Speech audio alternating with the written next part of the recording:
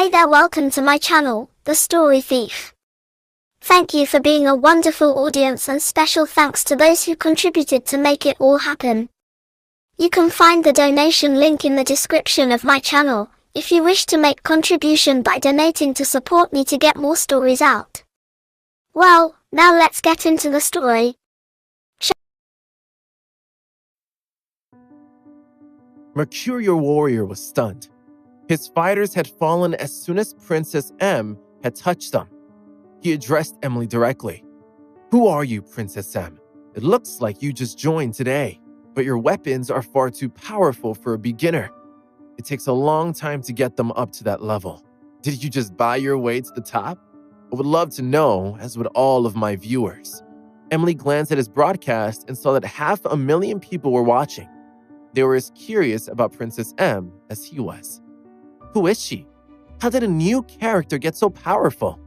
I bet that Mercurial Warrior is right. She just paid more to get some fancy weapons. But she would also have to pay for the skills to use them. All of the extra charges would add up pretty quickly. Right. It looked like she was doing a lot more than just swinging a sword around. It looked like she had a special skill. You saw it too? I was wondering about that. What special skill are you two talking about? It looks like Princess M has the touch of death. Whatever she did was powerful enough to drop his team. Cameron started laughing. I think that they're afraid of you. Well, don't you have anything to say for yourself, Princess M? Mercurial Warrior yelled. Yes, I do, Emily replied. I was just trying to find the mage so that I could get a new quest. Maybe you should have left me alone. I won't forget this. You are now my enemy. Mercurial Warrior took one last look at his fallen teammates, and then he ran into the forest. Dad, look at how many points we just got, Emily exclaimed. I had nothing to do with it. You did it all by yourself. Can you get more points if you collect all of those extra weapons? I think so. A minute later, Princess M had a few new weapons and several thousand more points. That was a good idea, Dad. Let's find the mage now. I really want a quest. It looks like your new enemy is still broadcasting. Those trees look familiar. He's still in the forest. He's probably waiting for you farther down the path. He knows that you're looking for the mage. A second later, an arrow whizzed past Princess M's head. Emily laughed. It looks like he hasn't learned his lesson. She checked his broadcast to see if she could figure out where he was. She saw a small cabin behind him. She didn't recognize it, but when Princess M turned around, it appeared in the distance. We got you a bow, right? Cameron asked. Emily nodded. I didn't practice using it, but he's not very far away. If I can hit him, he'll lose a ton of points and drop several levels. Cameron smiled. I bet that Princess M is a natural with a bow. Sure enough, Princess M's arrow sailed through the forest and embedded itself in Mercurial Warrior's leg. Emily screamed into her microphone. Now will you leave me alone? Just stay away from me. You targeted me for no reason. Back off. It's nothing personal. I attacked you because you were there. It happens. With that, Mercurial Warrior limped away. Cameron burst into laughter. Now that he's gone, let's find that mage. Emily sighed. I imagine I'll see him again. Princess M quickly found the mage, who instructed her to rebuild an abandoned city. Cameron smiled. That doesn't sound too bad. Wait a second. I want to check something before we head over there. She glanced at Mercurial Warrior's broadcast. He had just reached the city and had already recruited a few other players to join him. His injured leg had already healed. She read the messages that his viewers were posting. I thought he was done for the day. Me too, but I guess he still had enough points to heal himself. Do you think that Princess M will turn up? Probably. I think that rebuilding the city is a common quest for new players. Oh, right. I keep forgetting that she's new. Look, Mercurial Warrior just ducked behind a wall. I wonder if he's going to try to ambush her. Emily started laughing. All right, here I come. Princess M made her way to the city. Just a few seconds after her arrival, several of Mercurial Warrior's companions had fallen. Cameron grinned. Good job. This is getting boring. Princess M is so strong that nobody can handle her. I think that I'm done for today. She logged out and went downstairs just as Jessica was walking through the front door. Your dad didn't spend the entire day playing games, did he? Emily shook her head innocently. The next morning, Emily logged in and saw that Mercurial Warrior had rebuilt his team. They were still in the abandoned city. You don't give up, do you? She muttered. A few minutes later, Princess M had acquired several new weapons and gained thousands of experience points. Emily logged out and went to find Cameron. He was on the balcony drinking a cup of tea. "Dad, I'm tired of Fantasy Castle." "Why don't you take a little break from it then? We can find another game." She shook her head. "I don't want to play any games right now." "What would you like to do then?" "Can I cultivate? I need to advance. Rio is getting stronger than me. I can't let that happen." "Of course not." Cameron tried not to laugh. "Can I?" "I suppose. I was already planning on cultivating today." "Okay, let's go." Just then, Jessica stepped onto the balcony. "What are you two up to?" Cameron smiled at her. "We're on our way to the Heavenly Tree. Would you like to join us?" They headed outside. When they got to the tree, Cameron told Emily to sit cross-legged in front of it. "Okay." Emily quickly sat down. "Good. Now put your hands on your legs and straighten your back." "Like this?" Emily asked as she sat up straight. "Yes. Now tilt your head forward just a little." Michael, who had gotten up early to go fishing, passed the tree on his way back. He ran to the kitchen, put his fish in the refrigerator, and hurried back to the Heavenly Tree. He ran into a few people, and word quickly spread that Emily was starting to cultivate. A small crowd formed around her. "It's happening," Warwick whispered to Michael. Then she turned to gaze at Emily. She knew how much Cameron doted on his daughter, and wondered if her own cultivation would change. Janet voiced Warwick's concern. "I bet that he'll give her the best possible training." Mickey laughed. "Of course he will. And it looks like a lot of us want to watch." Wes, Ash, Brian, and Zoe were sitting just a few feet away from Emily. Chase, Flora, and Rio were just behind them. Warwick and Michael were standing farther away. Even Keith and Marshall had turned up. They all knew that they were about to witness something spectacular. "You've attracted quite a crowd, but you need to stay focused," Cameron whispered to Emily. "Close your eyes." Emily took one last look at all of the faces staring back at her, and then she closed her eyes. Cameron raised his arms above his head. The ground and sky changed colors. Everything turned a deep shade of blue. The Heavenly Tree, storm grass, thunder herbs, and storm crystals all started emitting a bright light. Marshall gasped. He couldn't believe how much energy Cameron was extracting from the crystals. He knew that Cameron was just getting started, though. "Dark Night Lotus!" Cameron cried. A hint of white appeared. The Dark Night Lotus that Cameron had placed in the center of his garden a few years earlier rose up into the sky. As it rose, it grew larger and larger. It soon covered the entire sky. Michael grinned. "Amazing." Then hundreds of top-grade crystals appeared. They rose up and transformed into energy. Marshall watched in awe. Cameron seemed to be using the sky as a pill furnace to refine the Dark Night Lotus. Several more treasures appeared, all of them melting and merging into one single energy source. A light rain began to fall. Everyone fell silent. They were all dumbfounded.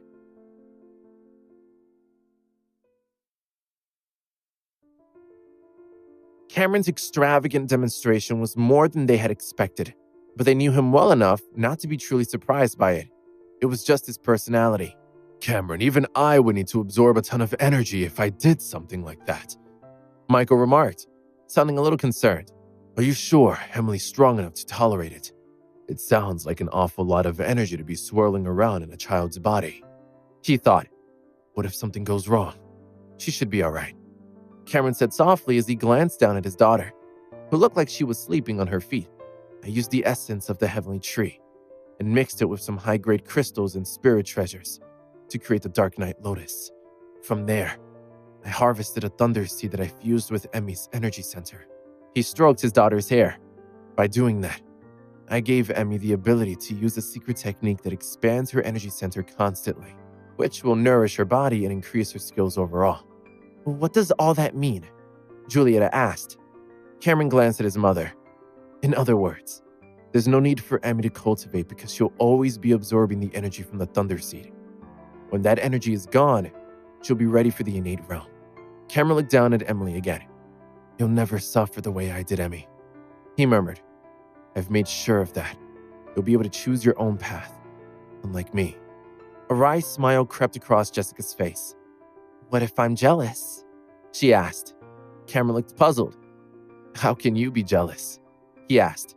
I'm jealous that Emmy's learning to cultivate before I do, she replied. Cameron pulled her close and whispered in her ear, I haven't forgotten you. I have something special for you later, though you might not be able to use it right away. Why not? Jessica asked. Because I'm not sure if I can handle 2 women with that much power under one roof, he commented, pushing her away playfully.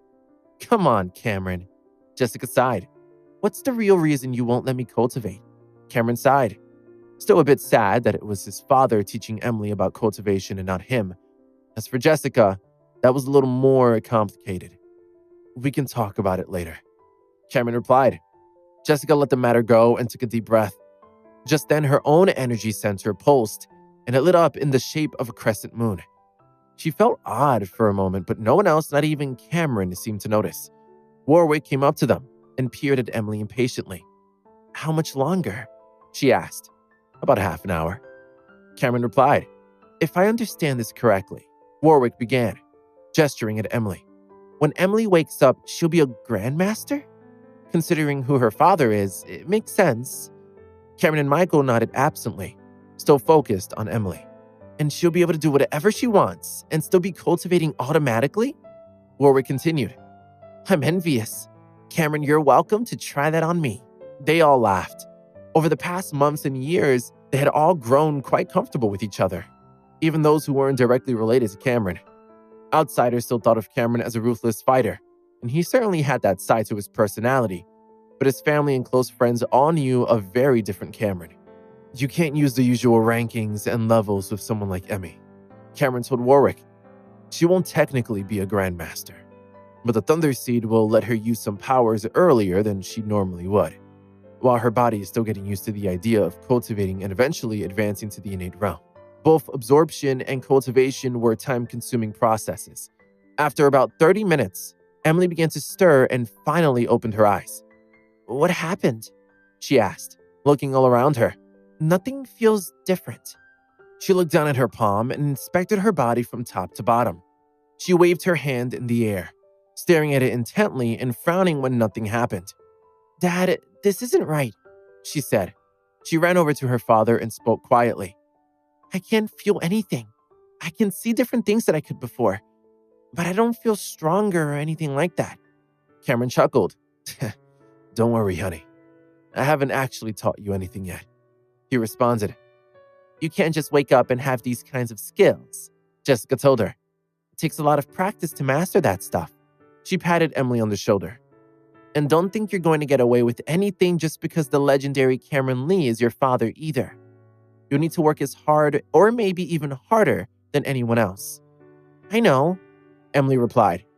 I just thought it would feel different, that's all. I can't wait to start training. Warwick smiled down at her. There's no rush, believe me, she responded. Everyone here is so proud of you and envious too. We can't wait to see what you can do. You'll probably be stronger than most of us someday. Really? Emily responded, eyes wide. Dad, can we start now? Cameron tried not to laugh. Sure, why not? He replied. He gestured to the group of people who had gathered around. Would you all mind giving us a little space for Emily's first lesson? He asked. The crowd began to disperse, but Rio ran right up to Emily. Emmy, I want to play with you, he announced. I need to spend time with my dad right now, Emily replied. But have your dad talk to my dad, and maybe we can see who's stronger. Flora came over and picked Rio up. There you are, you little hellion, she said. Thank you for distracting him, she told Emily. You're the best. Aunt Flora, why don't you take Rio to the fun fair? Emily suggested. I need to start learning from my dad right now. Learn? I want to play, Rio commented, frowning. That sounds like a great idea, Emily, Chase remarked. Rio has been working on his cultivation, so you better watch out. He'll be stronger than all of us one day at the rate he's going. Dad, hurry up, Emily called over to Cameron. I can't let Rio get ahead of me. Don't you want to do good work and help people? Cameron asked. But if you'd rather learn some flashy moves, I can help you with that too. Cameron took Emily and Jessica's hands and walked over to a nearby pavilion. When they had all taken a seat, Cameron waved his hand and summoned a tray of cold drinks from the kitchen. What you're about to learn will change the way you think about the world, he told her. Okay, Dad, but I want to start practicing soon. Emily responded, taking a big swallow of her iced tea. Cultivation separates us from the people who live strictly in the mortal world. Cameron continued. Each person improves and raises their cultivation very slowly. At first, it takes a long time to move from level to level, but as you get better at it, you'll level up faster. By being patient, you'll come to appreciate your skills and abilities more, especially once you reach the upper realm. What's the upper realm?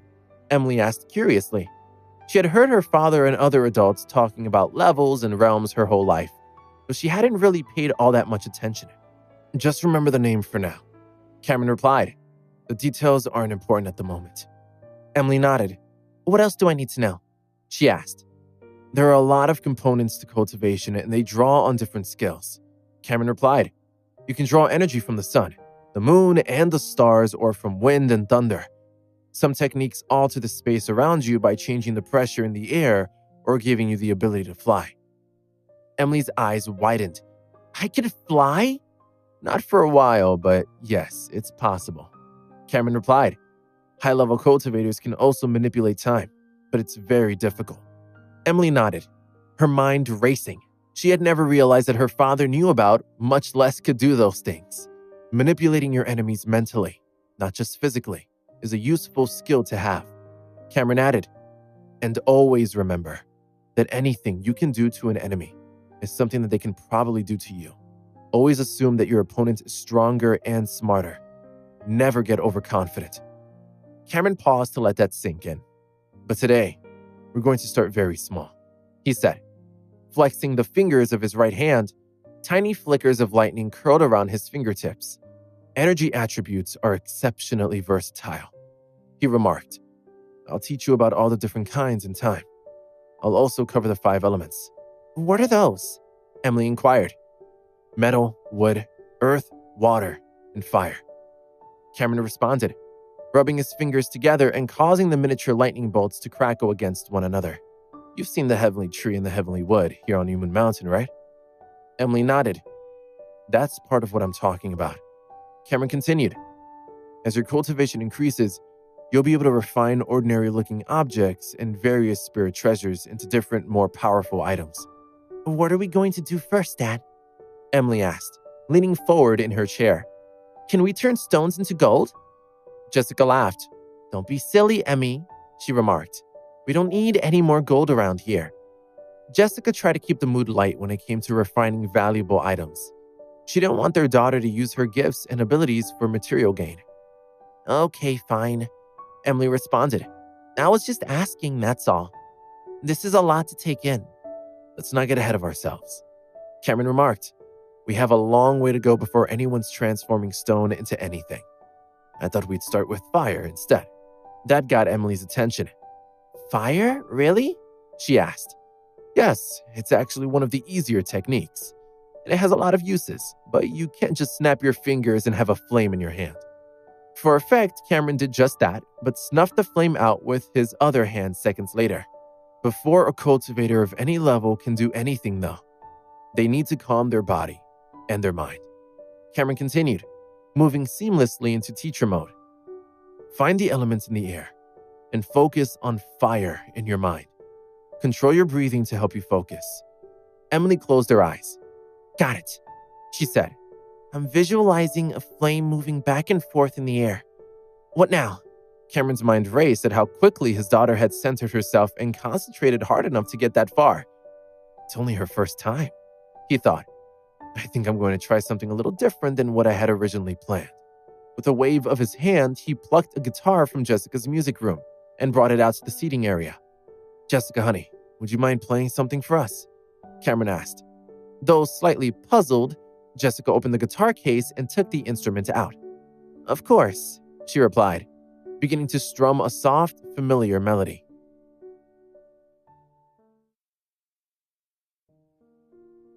Jessica strummed a pleasant melody on her guitar, and Emily closed her eyes in appreciation and concentration, eventually falling to a trance-like state.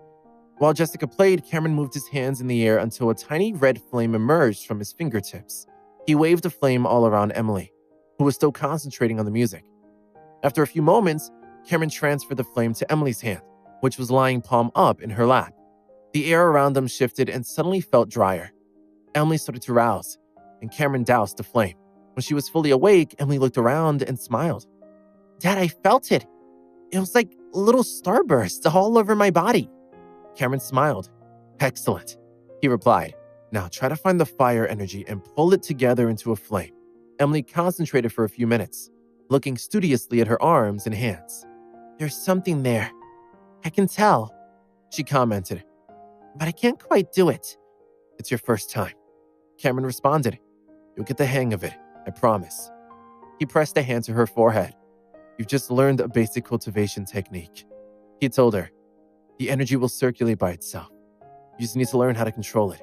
Cameron expanded the meridians in his body until they formed a large ring that encircled the two of them and began a second cycle of cultivation.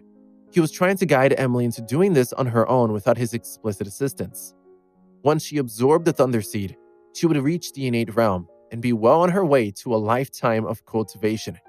Cameron had big plans for Emily once she reached the innate realm, and he couldn't wait for his daughter to advance that far.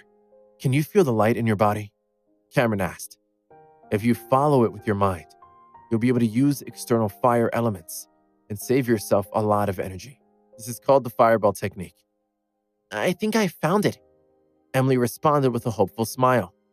Her mind raced to process everything her father was telling her. Emily's face fell. "No, it's gone." "Don't focus on the circulation part of cultivation," Cameron advised. "That will take care of itself. Concentrate instead on the energy and let the circulation do the work for you." "I'm trying," Emily replied. She shifted her position to let the energy move more freely. Emily closed her eyes to concentrate. When she opened them a few seconds later, she seemed more focused. Her fingertips began to tingle, and she held her breath involuntarily. After one more false start, a tiny puff of smoke appeared at the end of her finger. Seconds later, a tiny wisp of flame took its place. No one moved. Emily took a steadying breath and rotated her hand slightly. A streak of fire shot out from her hand and floated in the air a few feet away, hanging there for a few seconds before fizzling out. "That's it?" she said, clearly disappointed.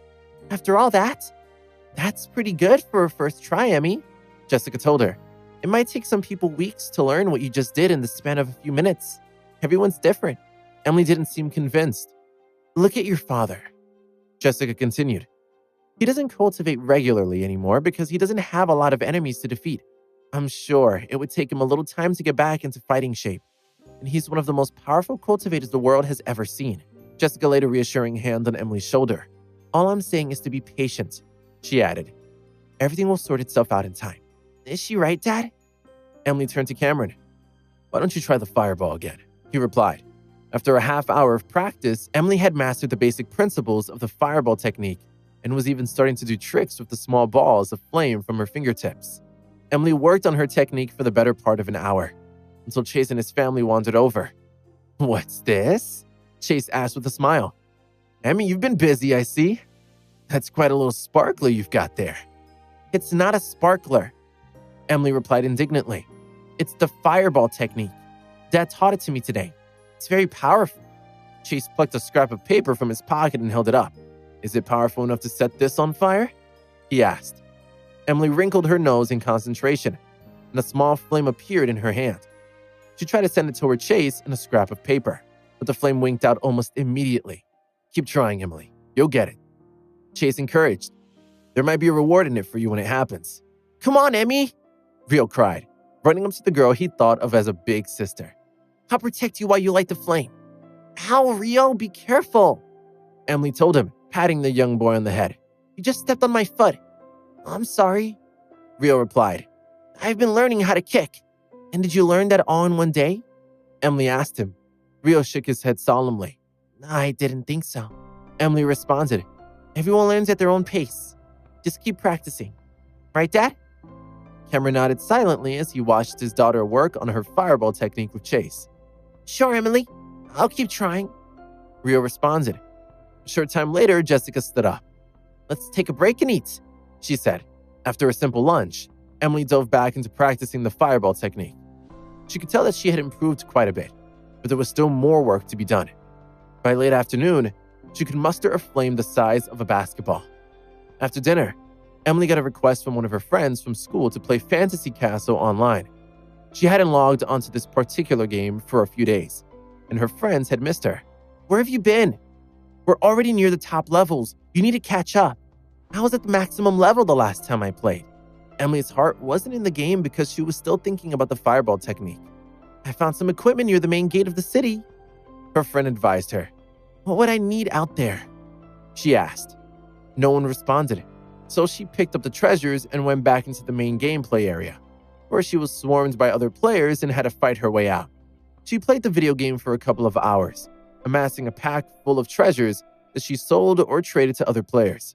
Eventually, several of her school friends joined the gameplay. Emily's character led a raid on a group of marauders that netted her even more treasure, which she left on the ground for others to pick up. Emily's gaming skills were far better than her classmates, and she usually grew bored of the repetitive mission when they were playing as a group. As the evening wore on, Emily lost interest in the game and logged off just before midnight. She was getting ready for bed when her phone beeped with a video chat request from Phoebe. Emily's eyes lit up with an idea. She glanced at the phone on the nightstand. "Come here," she thought, concentrating on the phone as hard as she had on the fireball that afternoon. She raised her hand, just like her father had, and waited. The phone didn't budge. She tried again, and still nothing happened. When it rang for a fifth time, Emily crossed the room and picked it up. "Emily, I've got extra classes tomorrow. Did you sign up for them?" Phoebe asked. "Mr. Dune from the middle school is doing them. My mom says he's very good at math and physics, which really interests me. Do you want to come too?" Emily hesitated. I can't. I have stuff to do at home," she sighed, torn between her love of school and her new interest in cultivation. "We've only been back a few days, Phoebe. How did you sign up for extra classes already?" "I'm just hedging my bets, as Mom says," Phoebe replied. "I'm not the best student, so I want to give myself every advantage." "You don't have to worry about stuff like that, Emmy." "Well, if you need help with anything, just let me know," Emily responded. "I will. Thanks, Emily," Phoebe said before moving on to lighter topics. The two of them talked for a while before going to bed.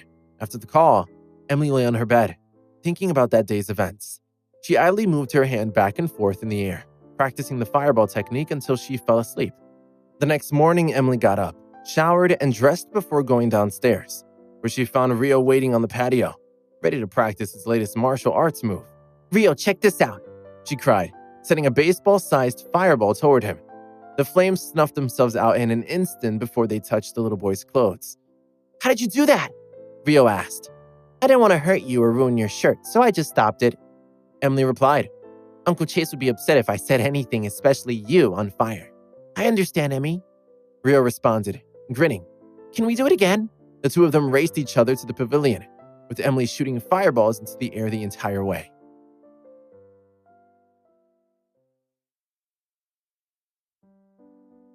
Cameron made breakfast while Emily and Rio practiced in the pavilion. When breakfast was ready, he stepped out onto the patio off the kitchen. "Time to eat, Emmy," he called. Emily jumped down from the bench she had been standing on and patted Rio on the shoulder. "Rio, check this out," she remarked. Emily stood with her hands stretched out in front of her. From the patio, Cameron grinned and held out his hands as well. After Cameron waved his hand slightly, Emily rose into the air and flew gently toward the house. Rio stared open-mouthed for a moment before running home to find his father. "Dad, you're not going to believe this," the little boy said excitedly. "Emily can fly. When will I learn how to do that?" Back at Bay Meadow, Emily felt cradled by a gentle wave of energy as she floated toward the house. "I wonder when I'll be able to fly on my own," she thought. "I can't wait to be that free." When she landed on the patio, she grasped her father's hand to steady herself.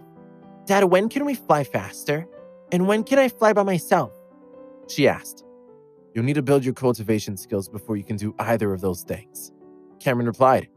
"All it takes is focus and a little patience. You'll get there in no time." Emily sighed. "I knew he would say something like that," she thought. "I wasn't consulted about this flying business." Jessica remarked from the dining room. "Cameron, remember what you said about taking it slow with Emmy and letting her be a kid while she still is one?" "Oh, Mom, you always say that," Emily responded. "Emily, be respectful of your mother," Cameron chided gently. "She only wants what's best for you." Emily nodded and went to the kitchen to wash her hands. After breakfast, the three of them went outside so Emily could continue practicing the fireball technique. The flame that had started out the size of a fingernail had grown to the size of a fist, and then a basketball. Emily found it easier and easier to generate it in the palm of her hand. That day, they were working on controlling the movement of the fireball. Emily generated a moderately sized ball of fire and flung it out in front of her. It streaked through the air and landed in the pond with a streaming sizzle. The impact caused the edges of the water to lap against the grass of the meadow and sent a few dead fish on the surface of the pond. "How's that for a fireball?" Emily asked proudly. Cameron gave her a thumbs up. "That's pretty good, considering how long you've been doing this. But I expected no less from you. You're my daughter, after all." "Emmy, don't forget that school starts soon," Jessica reminded her. Warwick had joined them in the pavilion. "I'm happy to practice with you anytime, Emily," she said. "You're showing some real talent. I have some time right now if you're free." "Dad, can I?" Emily asked hopefully. Cameron nodded. "Sure, go have fun," he replied. Over the next few weeks, Warwick worked with Emily often, teaching her the basics of controlling the fireball technique and some rudimentary fighting skills, mostly pertaining to balance and awareness.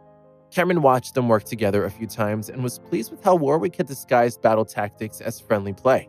Cameron also worked with Emily, teaching her how to grab items out of the air and the basics of using light energy. Eventually, he combined energy use and simple combat postures, much as Warwick had, which Emily took to readily. Emily felt as if a whole new world of experiences had opened up to her once she started learning cultivation and martial techniques.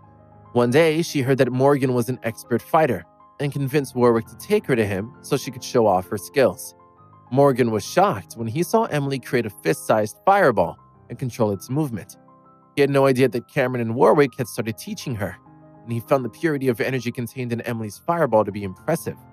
When she puts all her natural talents together with some solid cultivation, she's going to be something special, Morgan thought.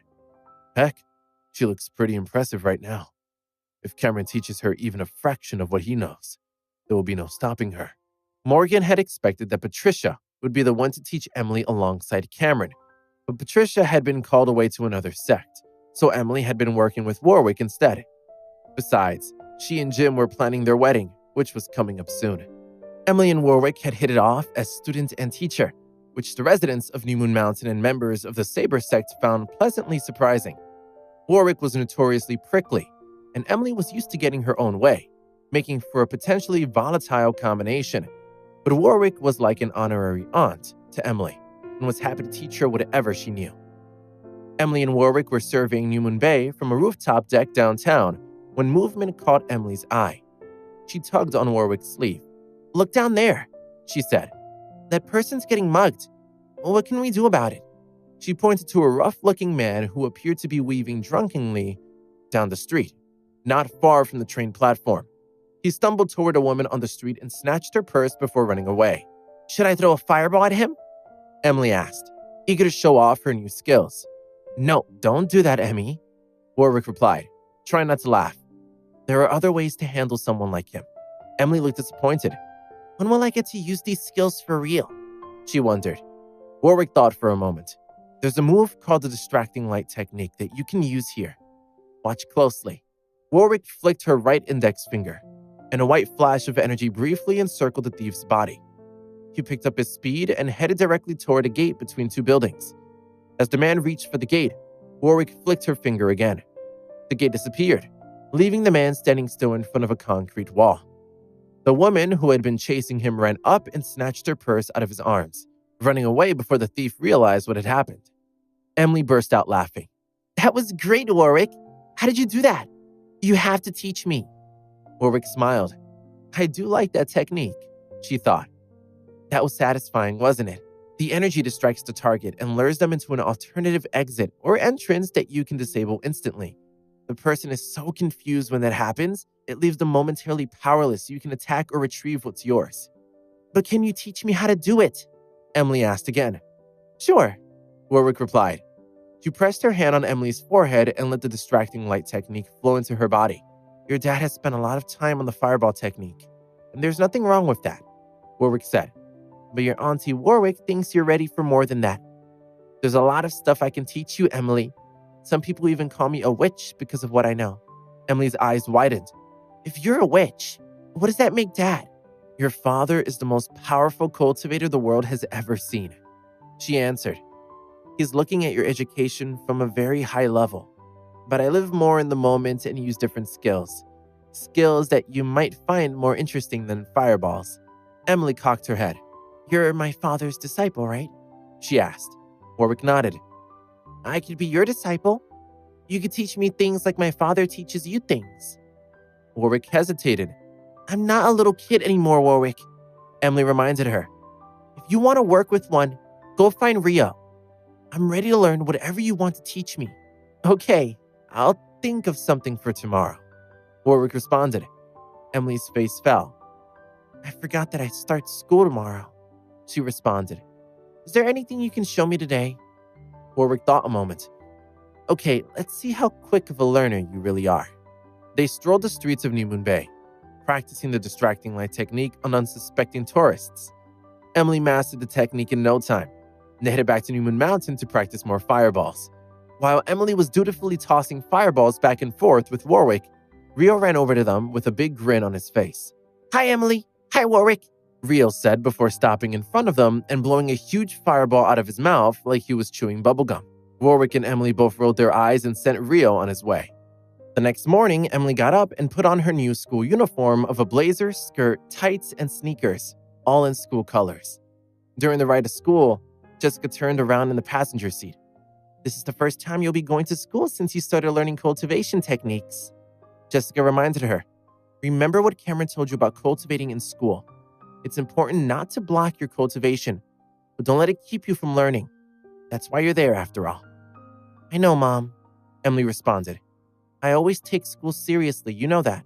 I know you do, honey, Jessica answered. We just want you to do well, that's all. And remember to have fun too. It was a long drive to Del Mar Academy. The school's reputation was worth the inconvenience.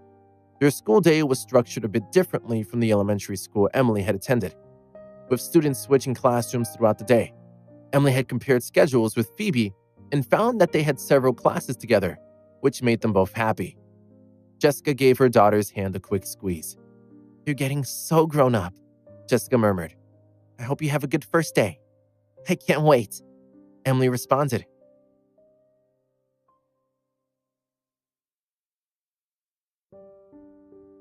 Don't worry, Mom and Dad, I'll be fine, Emily responded as the main entrance of Del Mar Academy came into view. I promise not to use fireballs on any of my classmates. Not on the first day, anyway. Cameron laughed out loud. He was happy to see that his beloved daughter adapting so well to all the recent changes in her life, just as long as there aren't too many boys sniffing around. He thought, I knew there was a reason I taught her to cultivate. She can really put them in their place now. Cameron was worried about more than just teenage boys, though. Ever since he had first met his daughter, he had been keenly protective of her and had always had someone from the security bureau keeping an eye on her. It had been perfect when Emily had started training with Warwick. Emily caught her father's eye as they waited in traffic. Dad, Mom and I were watching TV the other night, Emily began. It was a show about high school students falling in love. What if I meet a star basketball player at this new school and want to bring him to Bay Meadow to hang out? What would you say about that? You wouldn't try to fight him, would you? Cameron nearly rear-ended the car in front of him. Emmy, you're just starting middle school, he replied, trying to keep his voice from rising. You're way too young to be thinking about anything like that. Jessica looked amused. That's not what she asked, Cameron. Jessica commented. She asked if you'd try to fight a boy she brought home. Well, would you? Of course, I wouldn't fight with him. Cameron responded. He'd be dead before he even knew what hit him. Cameron, be reasonable, Jessica remarked. You're overreacting. She glanced back at Emily. Though I agree that you're too young to be having boys over. Jessica glanced over at her husband. The look on his face was priceless and conveyed that Emily might not be allowed to date until she was at least 30. Look, there's Del Mar Academy just over there, Jessica said brightly. The street in front of the school was crowded with dozens of cars, most of them luxury sedans and SUVs. Many of the parents had seen this before on the first day of school, and a few came every year to gawk at the expensive vehicles swarming Del Mar Academy. It never ceases to amaze me how many fancy cars there are in San Diego, someone said. Look at that custom SUV over there. I've never seen that much chrome in one place. What's that just coming around the corner? It's so small and ordinary looking. But the family getting out is gorgeous and so well dressed. Look at their daughter, so self-assured and smiling. The people who worked at nearby businesses enjoyed the spectacle as well. After the first day of school, the parade of cars slowed to a more normal volume, and some students were dropped off by nannies instead of parents. Stefan and his daughter Phoebe spotted Cameron's car parked near their own, and they came out to say hello. "I thought that might be you, Cameron," Stefan said, extending his hand. "You don't usually see fun cars like yours at Del Mar Academy." "Hi, Stefan. Hi, Phoebe," Jessica and Cameron replied. Emily and Phoebe hugged. "I haven't seen you in person for so long," Emily commented. "Video chat just isn't the same." "I know," Phoebe agreed. "I wish we could have gotten together more over the summer. But we went on vacation in Hawaii for a month. I missed you too, but I was pretty busy over the summer myself," Emily responded. "Busy with what?" Phoebe asked. "Something at home?" "Yes, my dad built a magic amusement park for me, but I don't get to use it as much as I'd like," Emily answered. "My Aunt Warwick is usually there with me." "What's a magic amusement park?" Phoebe asked, puzzled. Emily wasn't sure how to answer Phoebe because her friend had never interacted with the martial world before. Phoebe's pretty smart though, Emily thought. Maybe she'd be interested in learning too. "Ask your dad if you can come over sometime and check it out," Emily replied. "All right," Phoebe responded before changing the subject to the upcoming school year. Stefan, Cameron, and Jessica chatted for a while, until Stefan glanced at his watch. "It's almost time, girls," he said. Jessica put her arm around Emily. "Have a good day, honey," she told her daughter. Emily hugged her parents while Phoebe said goodbye to Stefan, and then the two girls walked side by side toward Del Mar Academy. The first-year students gravitated toward each other as they headed for the north side of the school complex. Phoebe tugged Emily's sleeve as they made their way across the campus. "Did you see all the older-looking kids?" she whispered. "Who? Where?" Emily replied. "Don't look silly," Phoebe responded. "I'm talking about the group by the gymnasium entrance to your right." Emily risked a casual glance toward the gym, and she saw the people Phoebe was talking about. Several tall, dark-haired boys and a few girls watched the students file by. "The one in the leather jacket is pretty cute," Phoebe whispered. "He looks almost old enough to be my dad. Yuck," Emily replied. The older boy nodded at them as they passed, his mouth curling into an arrogant sneer. "Do you think so?" Phoebe asked. "Yes, Phoebe, I do," Emily responded, exasperated. "Take a closer look and you'll see. Your dad is really handsome, though," Phoebe added. The tall boy walked over to a side entrance, where 3 people were waiting for him, and greeted him enthusiastically. "Do you think one of them is his girlfriend?" Phoebe wondered aloud. "Do you think they're in love?" "Phoebe, you're being ridiculous," Emily remarked. "This is middle school and high school. They're too young to be in love." "Emily, do you believe in love at first sight?" Phoebe asked. "Ow, that hurts! Emily, why did you just punch my arm?" "Because you're acting stupid, that's why," Emily replied, rolling her eyes. "If this is how you're going to be in middle school, I may have to reconsider our friendship." "Come on, Emily, this is the real world, not some magic park in your backyard," Phoebe retorted. "He reminds me of the guy on that show I watched this summer. I told you about that on video chat, remember? Did you watch it yet?" "I've been too busy to watch TV lately," Emily responded. "What are you so busy with?" Phoebe asked again. "Why won't you tell me? I'm learning the ways of the world," Emily responded airily. "Well, so am I," Phoebe said. Emily shook her hair out from where it had gotten caught in her jacket. The movement caught the eye of the young man Phoebe had been watching, and he stared openly at Emily as he walked into the school, so distracted he nearly crashed into a pillar. "Who is that?" he wondered. He felt as if time had stopped. "Hey, Bjorn, what are you looking at?" one of his friends asked. "Don't hurt yourself on the first day." "Nothing," he replied. "Sun got in my eyes for a second, that's all." "Are you sure?" a girl asked, looking toward the main entrance where Bjorn had been staring so intently. She spied a pair of younger female students, almost certainly middle schoolers, walking toward the door. Was he looking at one of them? She wondered. She didn't think the girls looked like anything out of the ordinary, but she sensed something going on. She tried her best to hide her disquiet from Bjorn. "Come on, Ophelia," Bjorn called. "We're going to be late." She reluctantly turned to follow Bjorn into the school. still thinking about what or who Bjorn could have been staring at. At the last minute, she hung back until she could fall into step next to Emily and Phoebe. Ophelia glanced at Emily with amusement. "That boy almost crashed into the pillar when he saw you," she said, smothering a giggle. "See, I told you something would happen," Phoebe remarked, smiling. "I didn't do anything but walk down the path," Emily replied. "If that's all it takes, this is going to be a long school year. Emily, I've been meaning to tell you how much I liked that special water you gave me the last time I was at your house," Phoebe remarked. "My skin has really cleared up and my hairdresser says I'm more beautiful every time she sees me." "That's great, Phoebe. But you should be happy with the way you look or how tall you are regardless of what you use on your face," Emily remarked. "I know, but I hope I'm as tall as my mom someday," Phoebe commented somewhat randomly. "Your mom's tall too."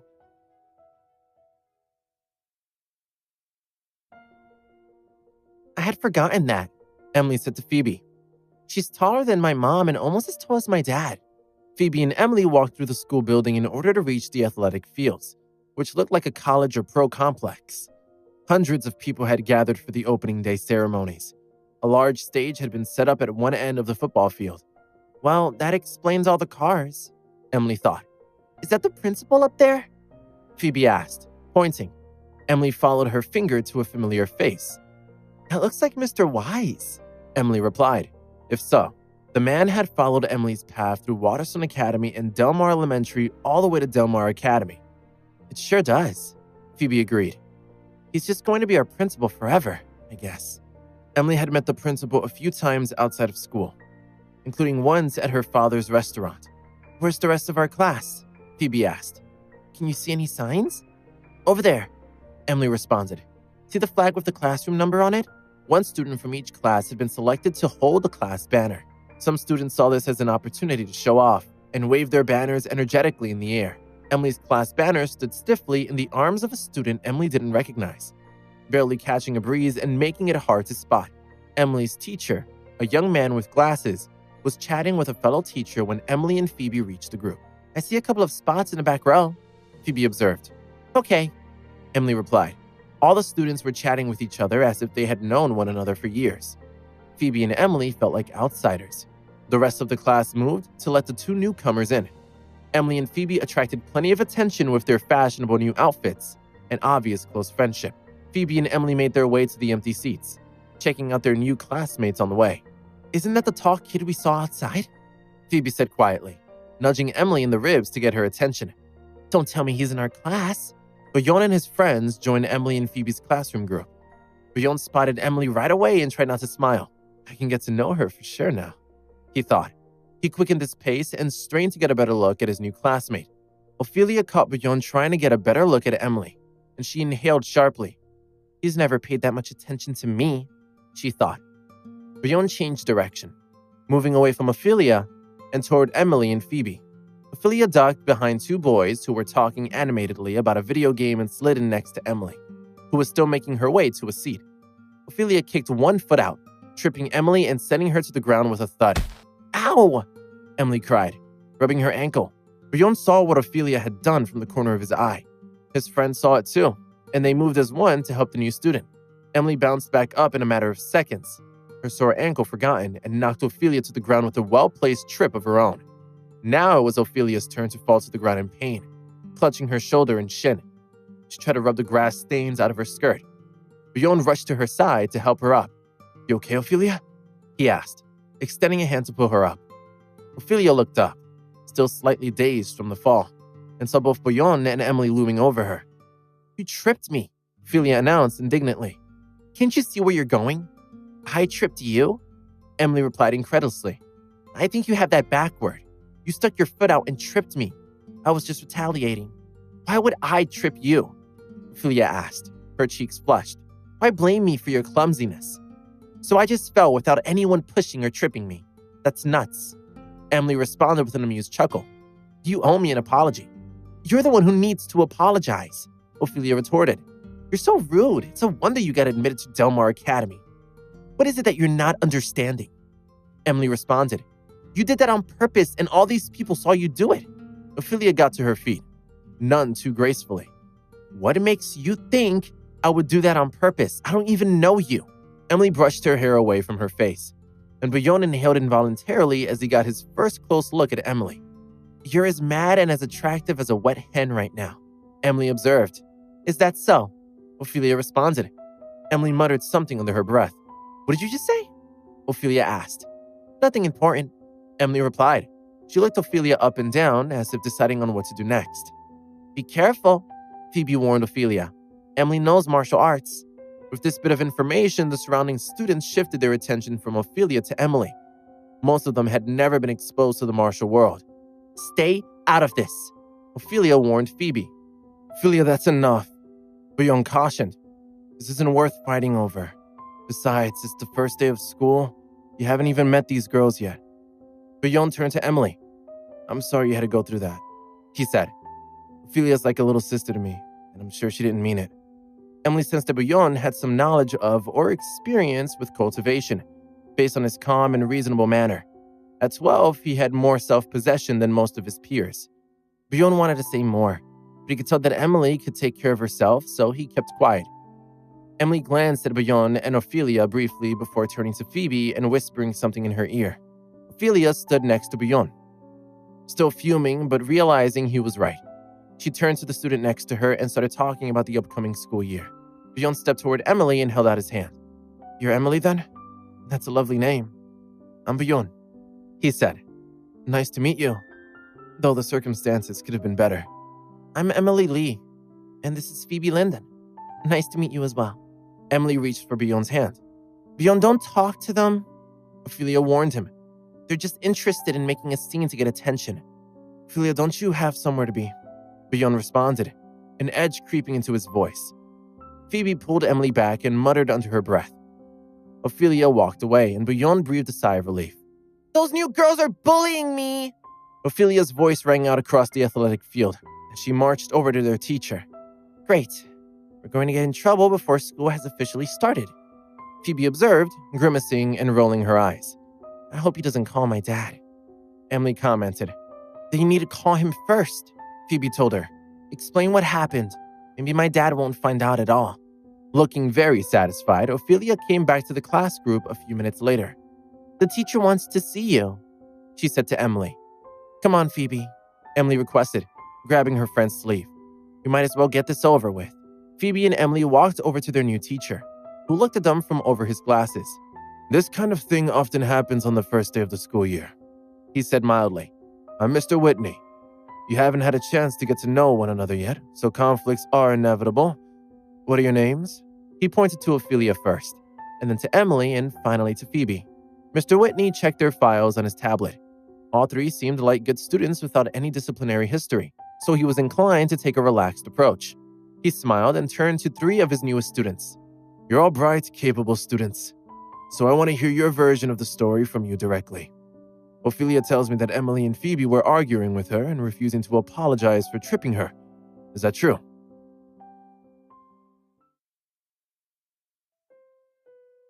I deny that I did anything wrong, Emily told the teacher, her head held high. But I understand it's just my word against hers. If you decide to punish me, I'll accept your decision. She looked him straight in the eye.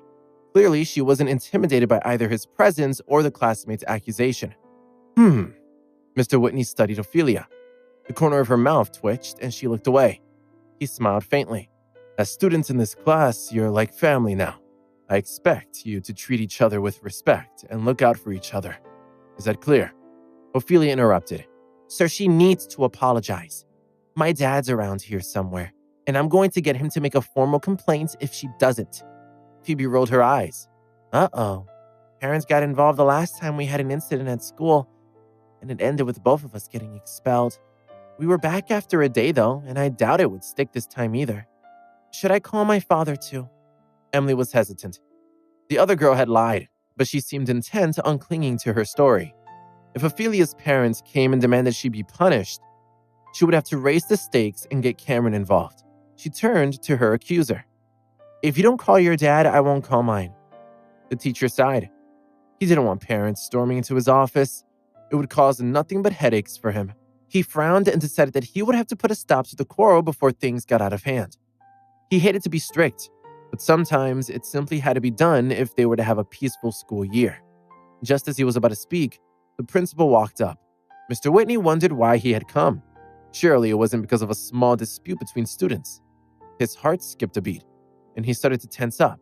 Perhaps the principal was already questioning his ability to discipline the kids. "Mr. Wise," said Emily and Phoebe in unison. He smiled warmly at them. "Emily, Phoebe, what's going on here?" Mr. Whitney started to sweat. "I had a quarrel with my classmate," Emily replied. "But you don't have to worry. We might go get our fathers." Mr. Whitney paled. "Well, these girls just had a disagreement." Harold grinned. "You must be Mr. Whitney, right? I'm sure you can straighten out the situation on your own." Mr. Whitney stammered for a moment, but then he recovered. "Sir, it's being taken care of. The students just had a small quarrel, but it's nothing we can't overcome. Deal with it properly." Harold advised him. "We need to be fair and impartial, and we must uphold the principles of solidarity and love." He smiled at Emily. "After the ceremony is over, I'll come over to see what solution you and your teacher have settled on." "There's no need to worry about us," Emily told him. "We'll be able to work it out. I'm sure you'll be much too busy to check on us." "I'm busy because of you," he said. "I'll handle it, sir," Mr. Whitney hurriedly assured him. He looked curiously at Emily. The principal was apparently used to spending a lot of time on her. She must be someone very important. As Harold walked away, Mr. Whitney addressed the girls. "Arguments are normal when people are first getting to know one another, but I'm sure you'll all soon be friends. I'm going to talk to you first, Phoebe and Emily. Come with me." He had decided that there would be fewer arguments and interruptions if he spoke to the children separately. Once they were off to the side of the room, he asked them to explain in detail what had happened. "She tripped me," Emily responded. "So although I know I shouldn't have, I tripped her in return." "And why did she do this to you? Have you been arguing?" Phoebe snorted. "It's about that tall boy. What was his name? Ophelia has a crush on him and she caught him staring at Emily. He was so distracted that he almost walked into the wall. Ophelia got jealous, so she decided to try to humiliate Emily." Mr. Whitney shook his head. Jealousy was a big problem among the students, and he hoped it wouldn't cast a pall over the entire year. He sighed. "Small conflicts often arise at the beginning of school, but I trust that you'll work out your issues as the year progresses. You're at the age when you might start to notice boys, which can cause heartbreak and arguments, but just remember not to throw away good friendships over them. Got it? Okay, fine. You may go back and take your seats." After watching the two girls walk away, he called up Ophelia. "I've spoken with the other girls. Now I want to hear your side of the story." "I walked up to Emily and she tripped me," Ophelia said sulkily. "Is that all? Or did you trip her first?" "It's just you and me now, and I want you to tell me the truth," he said, not unkindly. I forgot." Ophelia was too embarrassed to admit to what she had done. However, from her expression, Mr. Whitney knew exactly what had happened. It was as Emily and Phoebe had said. Although he was pleased that he had uncovered the truth, he didn't plan to humiliate Ophelia. Her parents didn't have enough pull to cause him a lot of issues, but he was a kind teacher. "I saw you talking earlier with that tall boy. His name is Boyon, right? Did you both come here from the same school?" he asked. "Yes, we were classmates at Huntsville Academy, along with a couple of other students." Ophelia pointed to the back. "In the future, if you have a problem, I want you to tell a teacher so we can help you work it out. There shouldn't be any need to call your parents. They're very busy, but I'm here for you, and so is everyone else on the staff." He could see that Ophelia was feeling better about the matter, so he sent her back to her seat. He noticed she turned her head away from Emily when she passed. She sat back down with her friends and talked happily, but her smile faltered when she saw Boyon's gaze drift back to Emily. "What do you think of her?" she asked him boldly. "I don't really know her yet," he admitted, "but she's pretty, isn't she?" She shifted uncomfortably in her seat. She certainly wasn't going to agree with any compliments to Emily. "Welcome, students!" The school leaders took turns speaking. The school's history and teachers' backgrounds were covered, and student expectations were clearly explained, although the students were restless. The staff had learned that it was best to go over the rules right away at the beginning of the year. Afterward, the principal said encouraging words to the kids. During the speeches, the seniors were the most inattentive, as they entered their final year before college and jobs. They had become nostalgic for their childhood and were feeling affectionate toward all their classmates, even the ones they disliked or barely knew. Therefore, they were in a talkative mood, and they whispered together throughout the presentation. Eventually, the ceremony drew to a close. "Students," the principal commanded, "please return to your classes in an orderly fashion." The teachers collected their groups, and soon it was Class 8's turn. In the main foyer, there was a very large staircase with an elevator at the side. However, the elevator was reserved for teachers. Class 8 was housed on the second floor, so they filed up the steps. "Everyone, find a seat," Mr. Whitney announced. The students picked their way through the rows, stepping over papers and pencils that were lying on the floor. "Emily, let's sit there," hissed Phoebe as she darted forward. They were at the back of the crowd, but there were still 2 empty seats together in the 4th row. After all the students had found their places, Mr. Whitney walked to the podium. He was a young teacher, and many of the students hoped that he would be a relatable and laid-back instructor. "Let me introduce myself. I'm Mr. Whitney, but don't ask me to sing for you. Your ears will be ringing for months." The students laughed. "I'm very happy to be your teacher. I graduated from this school, but it's my first year teaching here, so I hope we can learn together. Now, let's get to work."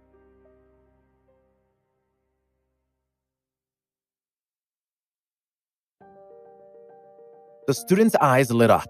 They were pleased that Mr. Whitney didn't seem to be a strict or humorless teacher. "There are a total of 46 students in this class, and you come from all over the world. I hope we can all be great friends." Mr. Whitney suddenly stopped and smiled. He took off his glasses, cleaned them, and put them back on. "Oh, it's true. I thought my glasses were dirty, but I actually saw a student with a pink head. Miss, could you please remove your hat?" Everyone turned and stared at Emily. Frowning, she took off the cap and ran her fingers through her long, shiny hair. Ophelia crossed her arms and looked away. "That's better," Mr. Whitney said. "Now your head can get some air." "But I like the hat," Emily said. Mr. Whitney looked at her and wondered if she wore the hat as a buffer against admiration and jealousy alike. High schoolers could be ruthless, and he didn't blame her for wanting to keep herself a little bit removed. In fact, although Emily may have subconsciously been trying to reduce the amount of attention she received, she really did just like hats. She had inherited her interest in fashion from her mother, who owned many different styles of headwear. A lot of Emily's hobbies had come from Jessica, including her favorite entertainment, her love of swimming, and her dedication to playing the piano and guitar. When she wanted a break from her father and his rigorous training schedule, she turned to her mother for more fun pursuits. And her closeness with Jessica had developed her into a cheerful and outgoing girl. Mr. Whitney was sympathetic. "I understand, but hats aren't permitted in class. We teachers want to be able to see your eyes so we know if you're paying attention or sleeping." He grinned. "Yes, Mr. Whitney." "Thank you." Mr. Whitney looked over the class. "All right, let's get down to business.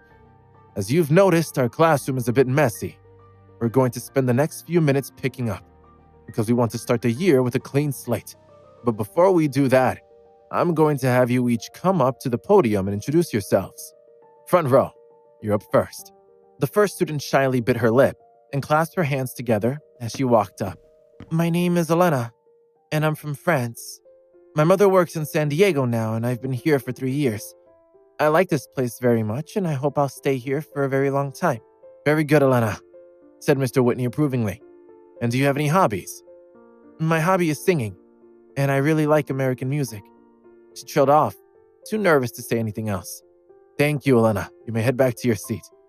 Mr. Whitney led them in applause. The students continued with their introductions. One boy made everyone laugh by describing his favorite hobby as eating, and he said his dream was to eat every kind of food in the world. Even Mr. Whitney agreed that it was a great goal, and he hoped the student would get a chance to travel someday. As Emily giggled at the boy's speech, Bjorn watched her from the corner of his eye. His heart beat faster. Eventually, it was Phoebe's turn. "My name is Phoebe, and I was born here. I met Emily at Waterstone Academy, and we were classmates at Delmar Elementary School for many years. I'm glad that we're still together here at this school, and I look forward to meeting the rest of you as well." She returned to her seat as the others applauded. She, like most of the students, seemed timid, a feeling Mr. Whitney understood very well. New situations were difficult, but when he looked into Emily's face, he didn't notice any nervousness at all. "Hello, everyone," she said in a clear voice. "My name is Emily Renshaw. My hobbies are traveling and playing games with my family." "That's nice," Mr. Whitney replied. "Where have you traveled together?" Many places. Mr. Whitney chuckled. Such as? Well, Los Angeles, Burlington, San Francisco, Las Vegas, Singapore, Hawaii, the Maldives, Paris, Moscow. There are more, but I can't remember their names. Very good. Mr. Whitney was disconcerted. I hope to travel as many places as you one day.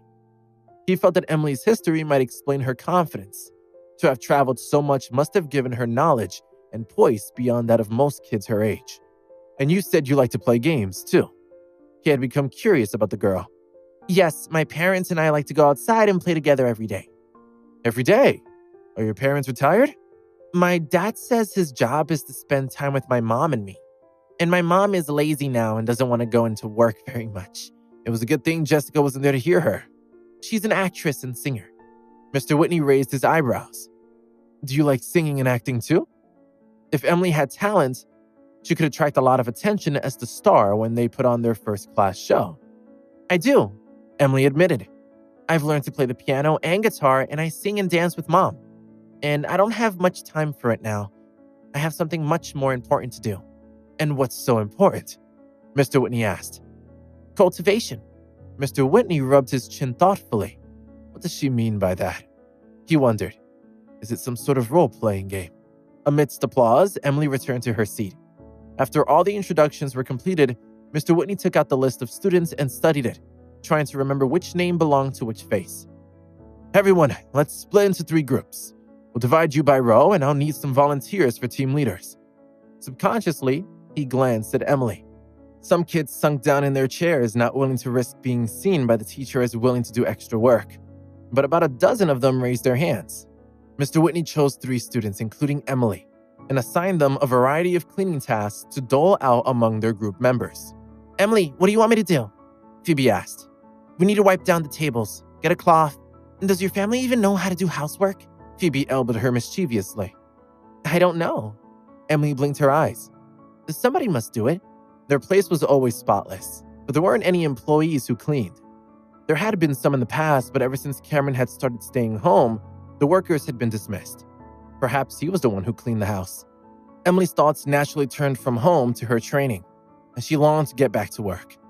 My fireball is already the size of a soccer ball, but maybe next time I can make it as big as me, she mused. She was itching to practice, but it would have to wait until after school. Feeling frustrated, she picked up a cloth and wiped down a table and some chairs. After that, her group started on the whiteboards. While the students were cleaning, Mr. Whitney observed them, noting which ones were lazy and which were over-enthusiastically working to gain his attention. When he got to a student whose name he had forgotten, he consulted his class list in order to figure it out. He kept coming back to Emily, who was efficient and poised. More than any of the others, she seemed to be a natural leader.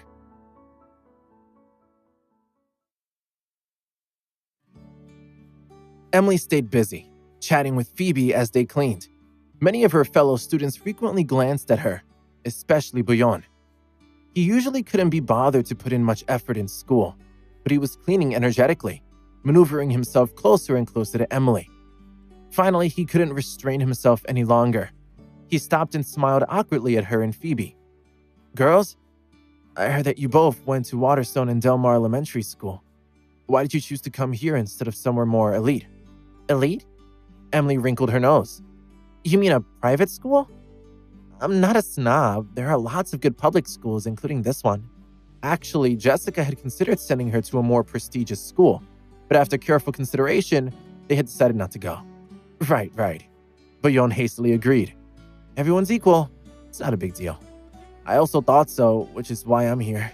He leaned on a desk and tried to look nonchalant. So if you went to Waterstone, you probably live in the southern part of town, right?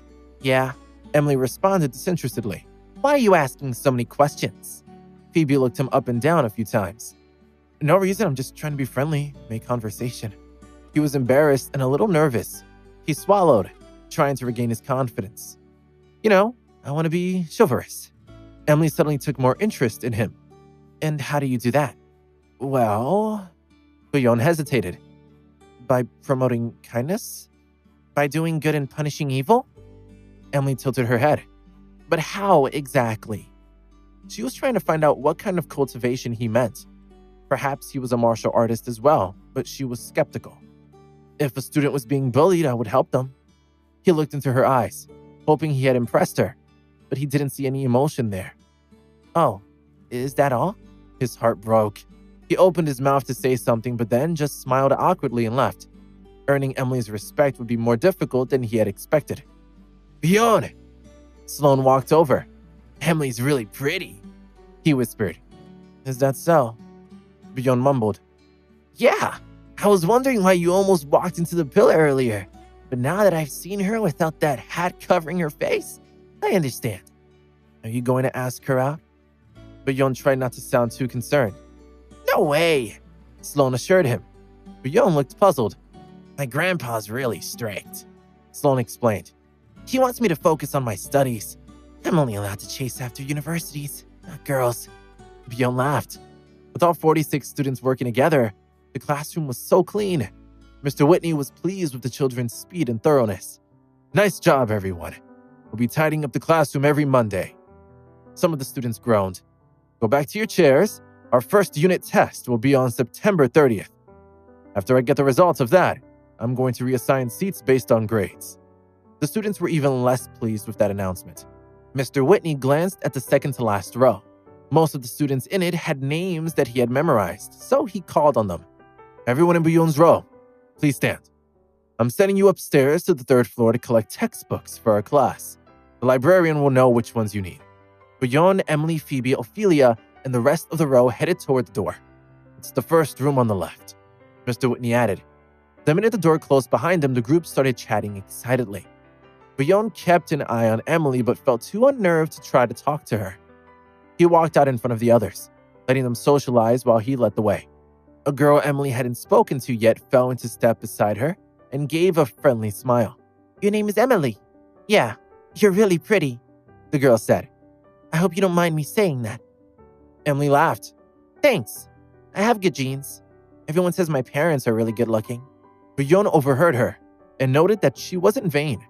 She had given credit to her parents, with whom she apparently got along well. What's your name? Emily looked at the girl. I'm Jupiter. What a unique name, Phoebe blurted. It's the name my grandpa gave me. He wanted me to be strong. Jupiter seemed very proud of her unusual name. Oh, I remember you from the introductions, Emily replied. You said your grandfather is a calligrapher, and you're working on your writing skills too. When Jupiter had introduced herself earlier, she had taken out a piece of paper with beautiful lettering on it. Although Emily didn't know anything about calligraphy, it seemed very well done to her. I've learned calligraphy from my grandfather since I was really young, but I'm still not very good. My grandfather always said that what I wrote was sloppy. I like to practice it, but only a little bit at a time. I mean, after school and homework, there's only so much time left in the day, and I want to spend it on fun things too. For example, I like to play online games. Recently, I've been playing Fantasy Castle, and I try to do that for an hour a day, even though my mom and dad say that's too much. Jupiter chatted with ease. Fantasy Castle? Phoebe was excited. We play that too. Emily has collected a whole bunch of powerful weapons. What's your level? I'm at level 56, Jupiter replied. You play for only an hour a day and you're already over level 50? Emily was amazed. It's because my dad has been playing for a long time and he uses my account sometimes. I watch him a lot and we play together too. But recently he got frustrated. He said there was an extremely powerful player who had a lot of equipment and could kill avatars with one hit. He's been trying really hard to beat that character, and after he's done, there's not much time left for me to have the game. Phoebe stifled a laugh. The invincible character sounded a lot like Princess M. In front of them, Bjorn continued walking, but his eyes had lit up. Emily had said she enjoyed singing, dancing, and playing the piano and guitar, but she had also mentioned games. Perhaps Fantasy Castle is what she had meant when she said she spent her time on cultivation. Bjorn decided to download the game as well. She said her father is always at home, so he probably doesn't have a job. He thought, and her mother is the same. Although Emily said she used to work. Maybe they own a business. He wondered if he could find out what business it was, so he could potentially drop by sometime. Of course, he would pretend it was just a coincidence, or maybe he and Emily could study together. He wanted a chance to see more of her in real life, not just in an online game. He was speculating about what she might be looking for in a boyfriend when one of the students interrupted his thoughts. Hey, stop. We passed the 3rd floor. We're almost up to the 4th. Sorry, I was distracted. Bjorn smiled a little awkwardly. They all turned around and went back to the 3rd floor, where they located the librarian's office, and each picked up a stack of books. Let me carry some of those for you, he offered to Emily as they headed back to class. No need, they're not that heavy, Emily told him. Yeah, we've got it, Phoebe interjected. In fact, she felt that the books were quite heavy, but luckily their classroom wasn't too far away, so she endured it. You're strong. Bjorn smiled lopsidedly at Emily. I'm not bad. I could fight 10 of you, she replied with barely a glance at him. His heart dropped at her assessment of him, but he was skeptical of its accuracy. After all, he was considerably taller than Emily and had even taken some taekwondo classes. You think so? It's true, she nodded solemnly. You'll forgive me if I have some doubts until you prove it to me, he said good-humoredly. Phoebe snorted. Emily can take down a big warrior with one kick. With your skinny arms and legs, you might not even be a match for me. Bjorn laughed. Seeing that they were almost in class, he didn't say anything more. He and the other students passed out the books they had brought and then returned to their seats. Mr. Whitney raised his hand to get the class's attention. We'll start the day with math, he announced, and then move on to English. After that, it will be time for lunch in the cafeteria, and then recess on the sports field. I suggest you stay away from the far side of the field, where the juniors and seniors are, because they can be ruthless if anyone wanders into the middle of their games.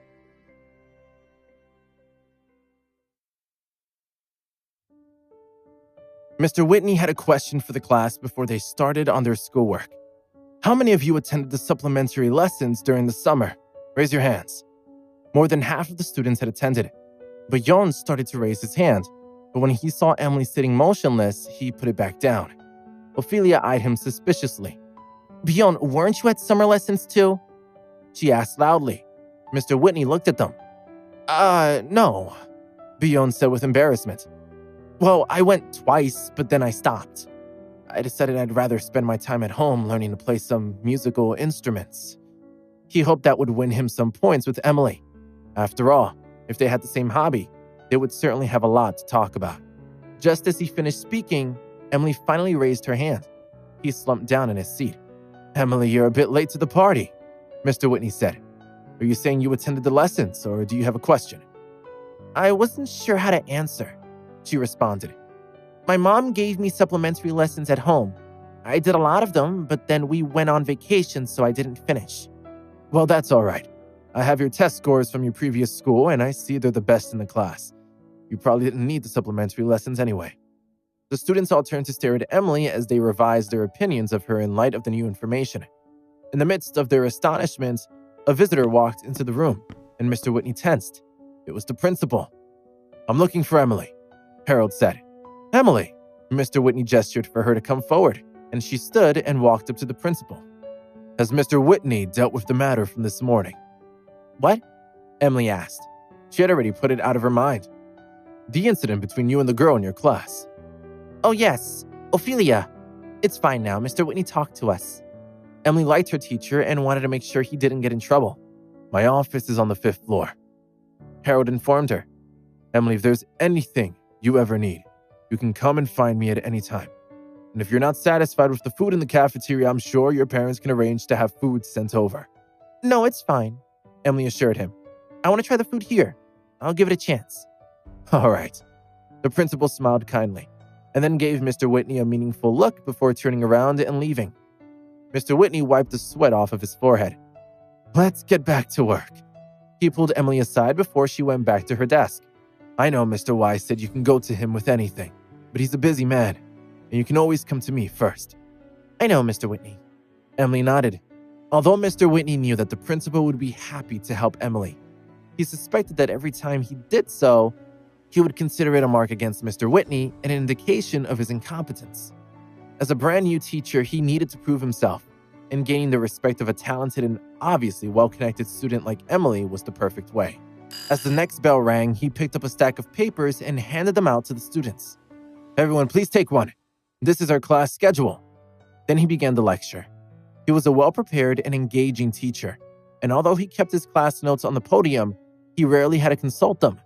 All of the students listened attentively, especially Emily. That afternoon, after school had ended, Emily joined her parents in Cameron's car. "Well," asked Jessica, "how was school?" "It's not bad. I did get into an argument with someone in the morning, though." "Already? What happened?" Jessica was startled. Cameron, on the other hand, laughed. He looked at Emily in the rearview mirror. "What did you say?" "I didn't say anything," Emily protested. "I don't know what happened. This girl was jealous of me, so she tripped me and I tripped her back. So she complained to the teacher. She totally lied to him about it. After that, the principal came, and it was Mr. Wise, by the way, and he told the teacher to handle it, and he did. It's nothing. Go back a bit." "Jealous?" Jessica frowned. "You're little kids, and it's only the first day. What's there to be jealous about? I don't think I like this girl." "It's to be expected," Cameron sighed. "Our daughter is so talented. Unfortunately, some people can't handle that." "Was it a boy's attention she was jealous of?" He tried to sound casual about it. "Yeah, a guy called Bouillon. We're all in the same class. He seems like a nice guy, Dad, so don't worry." "How can I not be worried? You're my little girl." "Well, my standards are quite high. I have to find out if he's good enough for me before I decide if I like him." "That's right," Jessica said proudly. "You have a good head on your shoulders. Your father might worry, but I don't. I know you'll make smart decisions." Cameron's expression turned serious.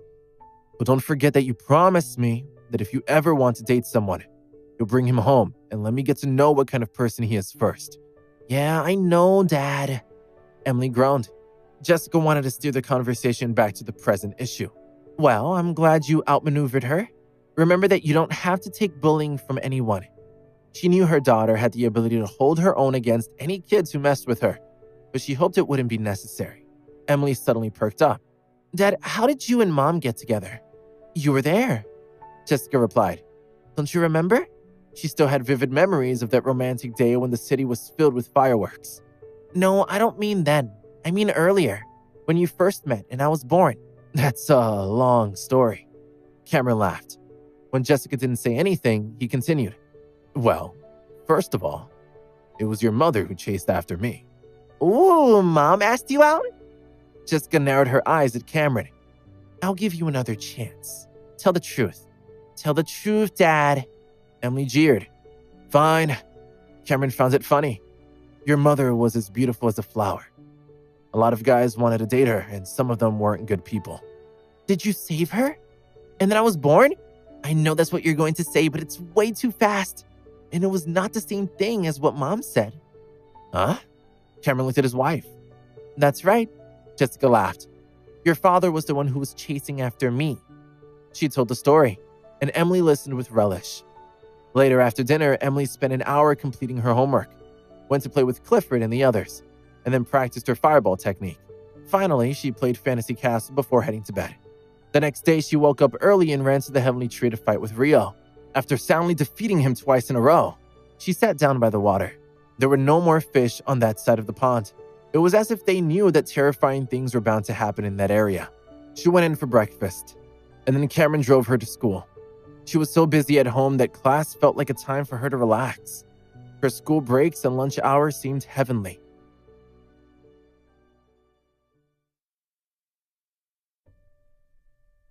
After 2 or 3 days, all the students had gotten to know each other a little bit. In any community, it was natural for smaller groups of friends to form, and that is what happened in the classroom. Every student had at least one sympathetic classmate, but Emily was the most popular of all. She was lively and likable, and nobody felt that more than Bouillon. In just 3 days' time, he was deeply in love. During recess or other activities away from their desks, Bouillon always found a way to be near Emily, taking every opportunity to chat with her. Emily was a bit shy at first, since she had never really had a friend of the opposite sex before. But soon they were good buddies. Bouillon wanted more, but he didn't say anything. As long as he could see Emily smile every day, he felt satisfied. He was so smitten that he even enjoyed listening to her argue with other students. He thought she said such surprising things. At the end of the week, Bouillon sat quietly in the car as his brother, Sven, drove him home from school. "Can I ask you something?" He began tentatively. "There's this classmate of mine, and I really like her. She's so fun to talk to, and she has a really nice smile." He sighed happily. "But I'm afraid to ask her out. What if she says no?" Tell me what you think I should do." Sven laughed. "Bjorn, you're too young for this. How do you even know whether you like her or not? Is it just because she's pretty? That's not a good enough reason." He maneuvered around a slower car. "Wait until you're older. Then I'll give you tips on how to ask out a girl. I do like her, and I'm willing to wait for her. The kids in my school are already dating, you know? I saw some of them kissing on the field at recess." "I know you think you're in love, and maybe those kids do too, but you're too young. What you have is a crush, not true love. You'll understand when you're older. But don't worry, she's the same age as you, which means she's too young too. Her parents might not even let her date anyone. So just be patient. Keep being friends with her. Maybe later you'll end up being boyfriend and girlfriend." Bjorn nodded, sad but realizing his brother was probably right. "But remember one thing. Never play with other people's feelings. It's easy to forget specific things that happened, but it's not easy to forget being hurt. You're a smart kid, so I don't have to worry about that sort of thing. But it's always good to get a reminder." Bjorn was glad that he and his brother were close. It was nice to be able to ask him such questions. He leaned back in his seat and looked out the window absent-mindedly. His brother, glancing at him, shook his head and smiled. He recalled his middle school years. There had been a girl he had a crush on, but nothing had ever come of it. It was probably for the best, though, he thought. At least he had the perfect memory of his unattainable love, which is undoubtedly more romantic than the actual dating would have been. Eventually, fall break arrived. Emily worked diligently to finish her homework during the first half of the holiday so she could spend the remainder of the time playing and training. In the morning, she took Rio, Clifford, and Minnie over to the fun fair and had a fantastic time. In the afternoon, she practiced the fireball technique. Her progress was extremely rapid. On the final day of the break, Cameron and Jessica were sitting in the pavilion while Emily practiced fireballs nearby. Occasionally, she would pause and grab a drink of juice. After she had been at it for about half an hour, Michael walked over. "Cameron, Silas is going to bring Bartholomew and some others over in a few minutes. I have something I need to discuss with you before that. I want to bring you to the King's Domain to complete a mission." "What?" Emily turned and ran over. "You want him to leave?" "I've been watching you, Emily," her grandfather said. "Your fireball has gotten bigger again. It's really amazing." "They want him to go to the King's Domain? But that place is really dangerous." She crossed her arms. "Dad, you promised that you'd stay with Mom and me. Anyway, the King's Domain is boring. If you want to go somewhere, go to the ancient caves or a pocket dimension. They're more worthwhile and safer." "Maybe they need his help there," Michael told her. "It will be fine. Your dad is more than capable." Their relationship with Bartholomew was fairly close. He was strong, but he had highly praised Cameron and seemed to want to maintain a friendly connection. Moments later, Silas arrived with Bartholomew and 8 other true kings. "Cameron, I need to bother you again." Bartholomew spoke very politely, but his clear voice resounded through the area. People turned to see the famous Bartholomew of the 13 great leaders of the King's Domain. "It's an honor to host you," Michael replied. "Although you have come from far away, you are a close friend." Before he even finished speaking, Emily started using the method Warwick taught her. The spiritual energy in her body revolved in her throat, and she spoke softly, but her voice flowed out in far-reaching waves. "Don't listen to this man, Dad." Michael was so stunned that he couldn't even speak, but his face expressed his astonishment. Bartholomew frowned. In the King's Domain, nobody would dare say such words in front of him. But he wasn't home, and the speaker was merely a little girl. He hesitated. Silas was heavily embarrassed. He couldn't believe that Emily would dare be so disrespectful to a guest. When Bartholomew saw that Cameron was making no move to respond, he coughed lightly. "She's a precious child." "I give better advice than some other people," Emily said haughtily. Jessica stood up and took a step forward, and Emily realized she had reached the limit of what she could get away with. She turned and sat down a few feet away. "Sit, please." Cameron waved his hand at the chairs. He didn't get up. The first time they had met, the same thing had happened. As before, Bartholomew wasn't happy about it, but he had seen some of Cameron's abilities, and his resentment had vanished. Strength decided one's status, and Cameron had a great deal of it. Bartholomew and his group sat down. "I have something I want to talk to you about in private," he informed Cameron. Cameron turned to his daughter. "Emily, go play at the fun fair." "All right, Dad. Remember, don't be fooled by the words of others." She walked away. Michael rose and Bartholomew indicated to his people that they should follow him. They went out to the banks of the fish pond. Bartholomew raised a stream of energy, covering the pavilion and isolating its energy. Cameron, I have news for you. The passage to Colossus World is going to be stable soon. It happens once every 30 years or so, and it usually takes a while to check the stability. But we've confirmed it's happening any minute now. We can enter the Colossus World, where there's nothing to suppress me. My full strength will be revealed, and then I wonder how many people will oppose me. He paused. I heard that the Ice Fortress is enmity with you. Cameron knew what he was getting at. In Bartholomew's view, his clan was the dominant power. Remember, if your clan leaves the ancient caves, you could be at risk. I might have to take that chance. Bartholomew was silent for a moment, and then he spoke again. Another thing. A door of light appeared between the King's Domain and the Northern Sea. It seems to be a pocket dimension or something similar. It's suppressing our strength, and the highest we can do is half a step into the Aura's core stage. There are a lot of bone demons inside. Clan members that entered saw a mountain radiating light, and the sky was filled with it. Countless bone demons were gathered there respectfully, as if waiting for something powerful to appear. I came here to ask if you have any plans to go to the King's Domain. You're invincible here, and I don't know what level of power you'll have there. But with me at your side, I'm confident no one can touch you. Bone demons? Cameron frowned. There might be a new threat rising. Bone demons worshipping together might result in the appearance of some terrifying power. There would also be treasures, but he didn't know what they might be. How long has the Door of Light been there? He asked. A couple of weeks. Then it's not urgent. It will take at least 3 months, maybe half a year. If there's any change in activity, tell me. He gave the impression that he considered the situation nothing but a small disturbance that didn't interest him at all.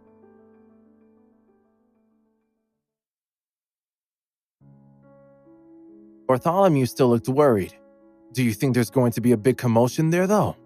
It's the first time there's been power suppression in the gateway, and it makes me feel there's something strange going on inside. He wondered if the rules of the ancient mines were about to change too, but then a thought came to him, and his eyes lit up.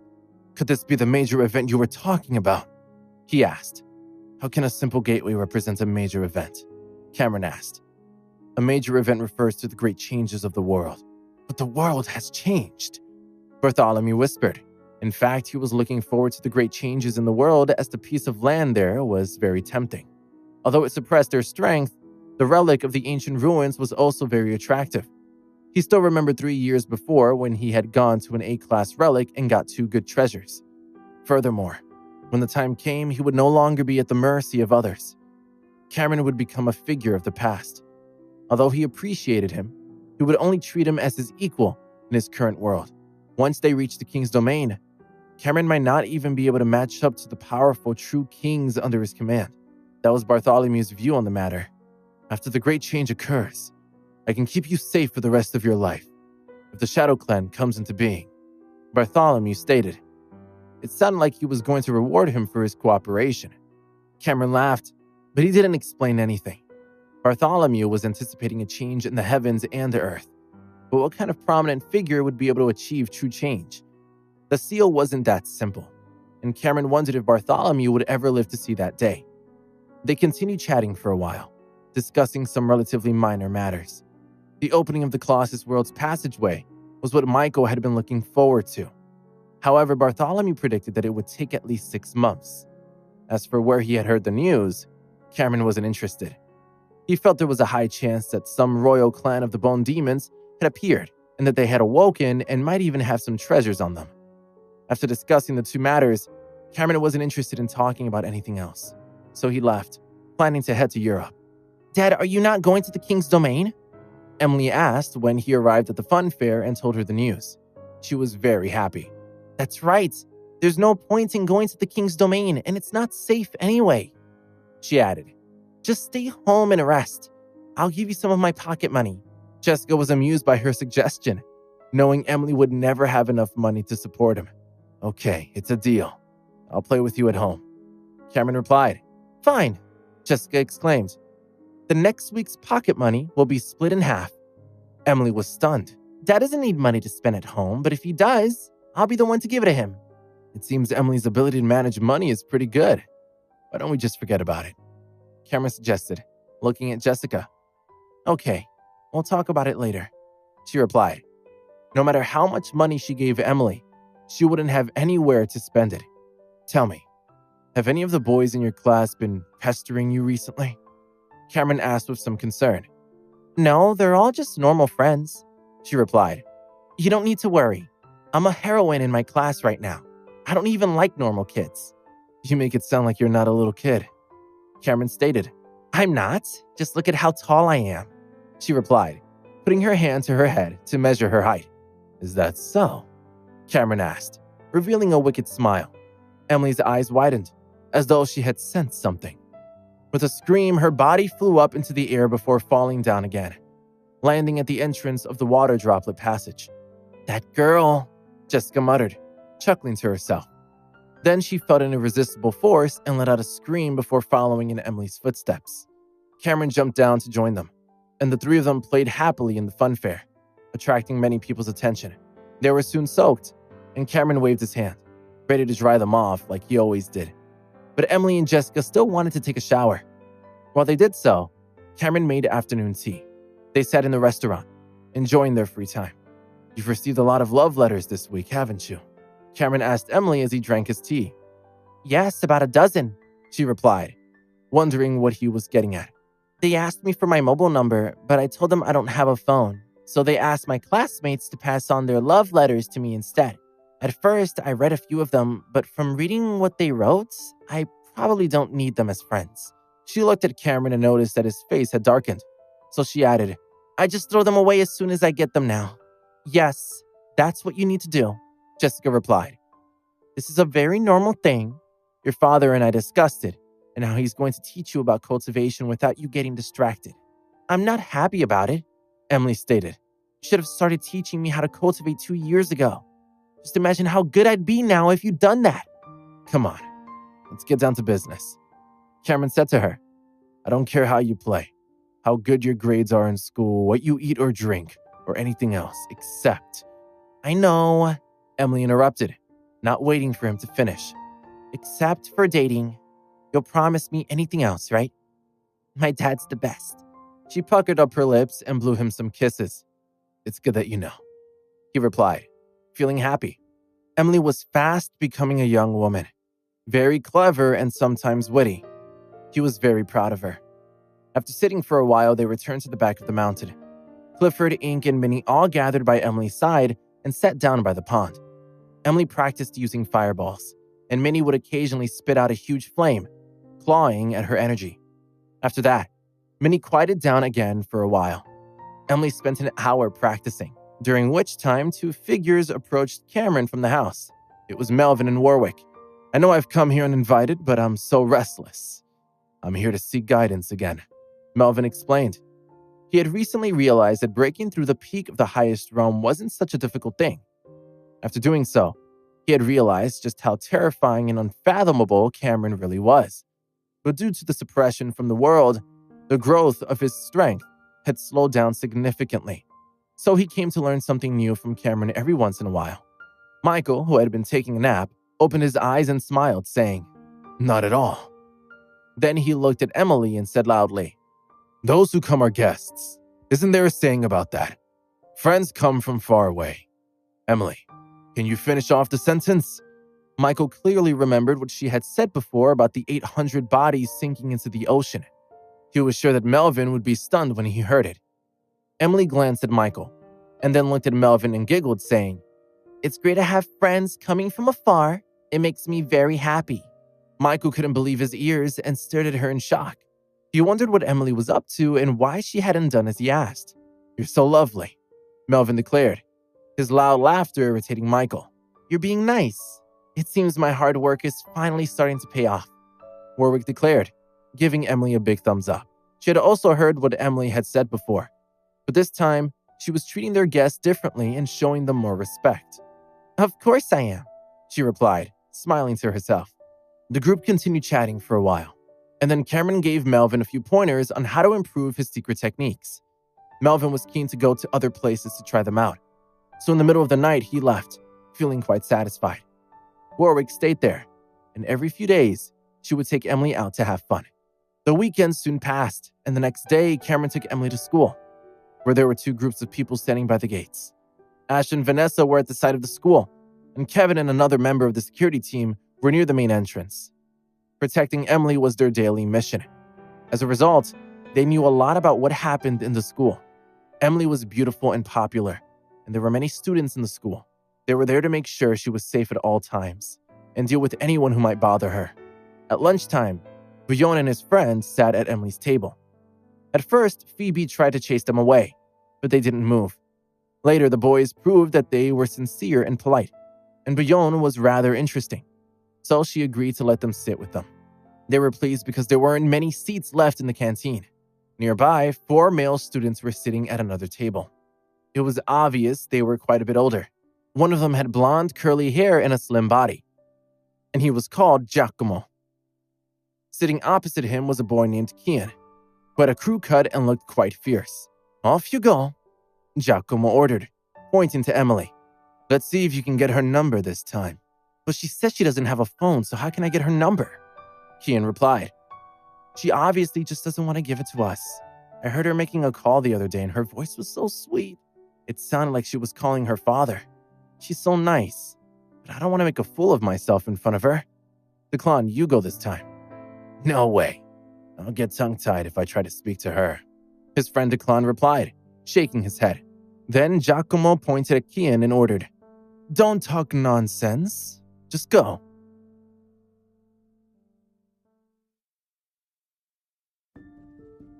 "Why do you always give me such a hard time?" Kian protested. Knowing he had no choice, he walked over to Emily's table, feeling nervous but trying to look brave. "Hi there," he said, trying to play it cool and attract everyone's attention. He smirked as he spoke, making him look a bit stupid. "My friend Giacomo would really like to meet you," he continued. "He's very popular in the school and even some of the senior students know him. No one would dare cause you any trouble if you made friends with him. What do you think?" "Make friends?" Emily asked, staring at Kian. Phoebe, who knew Emily very well, was worried she was about to humiliate him. "That's right. You can have different types of friends, such as ordinary friends, close friends, and even boyfriends or girlfriends. No matter what type you want to be, Giacomo will be happy to agree to it." Kian replied. "Is that so?" Emily asked, ready to make fun of him. Just then, there was a loud bang as Bouillon, who was sitting beside Phoebe, slammed his hand down onto the table, his face red with anger. "This is the 3rd time!" he shouted, his voice trembling with anger. Kian stared at him for a second before realizing what was going on. Giacomo had asked him to look for Emily before, but the first 2 times he had failed and had been left humiliated. 2 days before, Bouillon had told him that she wasn't interested, so they should leave her alone. But they had just ignored him, and he had run out of patience. Kian was a senior student, and along with Giacomo, they would often bully others, so he wasn't impressed that Bouillon would dare speak to him in that way. "Do you have some sort of death wish?" he asked, glaring at him. 2 boys beside Bouillon suddenly stood up. "What did you say?" "You can't talk to Bouillon like that." A number of students at the nearby table saw the commotion and gathered around, which angered Kian. He laughed at them and then shouted, "Giacomo, someone's causing trouble over here." Giacomo had been watching the whole thing and had heard it all. A few of the nearby students stood up behind him. Before long, there were more than 30 of them. They formed a circle around Bouillon, scaring the students who had come over to help. They were good at studying, but none of them had any fighting skills. They started taunting Bouillon. "You little goon! You've only just started here. How dare you be so arrogant? It seems you guys don't want to stay in school, daring to provoke Giacomo like that." Many students wanted to join in on the fun, and before long, quite a crowd had gathered around them, most of them knowing who Giacomo was. They looked at the freshmen with some apprehension, having not expected them to upset one of the seniors within a few days of starting at the school. Inside the canteen, many students were pointing at Bouillon and scolding him. Bouillon was a bit nervous, but he didn't panic. Although he was facing a lot of students, he knew they wouldn't start a fight in the canteen because they would get into trouble. He was very smart and didn't say anything until Giacomo approached him. As Giacomo walked over, looking angry, the crowd opened up a path for him, as if he was the person in charge. He looked at Bouillon without saying anything. His powerful aura oppressed him, and they felt confident because of the large group of people around him. He stared straight into Bouillon's eyes for a few seconds, surprised to see that he had such a fearless attitude. Interesting. Giacomo mocked before turning to Emily. I've heard of your name. Are you interested in being my friend? Emily thought about it for a second. Would I look cool being your friend? She asked. What do you think? He replied, spreading out his arms as if to show off his crowd of supporters. But I think I can be cooler by myself, she stated, looking at the students around him. I just want to be friends with you. There's no reason to refuse me, right? Giacomo replied, looking at her with interest and noticing that she looked even prettier up close. Bouillon was enraged. That's enough! Don't bother her anymore, or I'll make you regret it! Kian glared at him, ready to step forward and teach him a lesson. But unexpectedly, Giacomo waved his hand and stopped him. He had just spotted the teachers who were rushing over. Meet me outside later if you have the guts. We can talk by the side gate of the school, Giacomo suggested. You're just trying to intimidate us because there are so many of you, Bouillon replied, clenching his fist in anger. He wanted to go, but he knew he would get beaten up. Feeling embarrassed, he knew he had to think of another way to deal with him. Taking a deep breath, he suggested, why don't we meet another time? Giacomo was stunned. Is he provoking me? He wondered. Fine, tell me when, he ordered. After school today at the side gate you mentioned. Bouillon replied. Giacomo nodded and glanced at Emily again, saying, think about what I said. I'll come look for you again tomorrow. With that, he turned around and walked toward the door. You better watch out tonight, Kian shouted, pointing at Bouillon. If you don't turn up later, I'll teach you a lesson tomorrow. You've been warned. Everyone in the canteen was quiet, a silence that was soon broken by the teachers loudly reprimanding them all. What are you all doing? Why are you gathering like this? Disperse immediately! The crowd of students soon dispersed, many of them leaving the canteen. Bouillon sat down, still looking annoyed, and the two boys next to him looked worried as they spoke to him. Bouillon, damn it!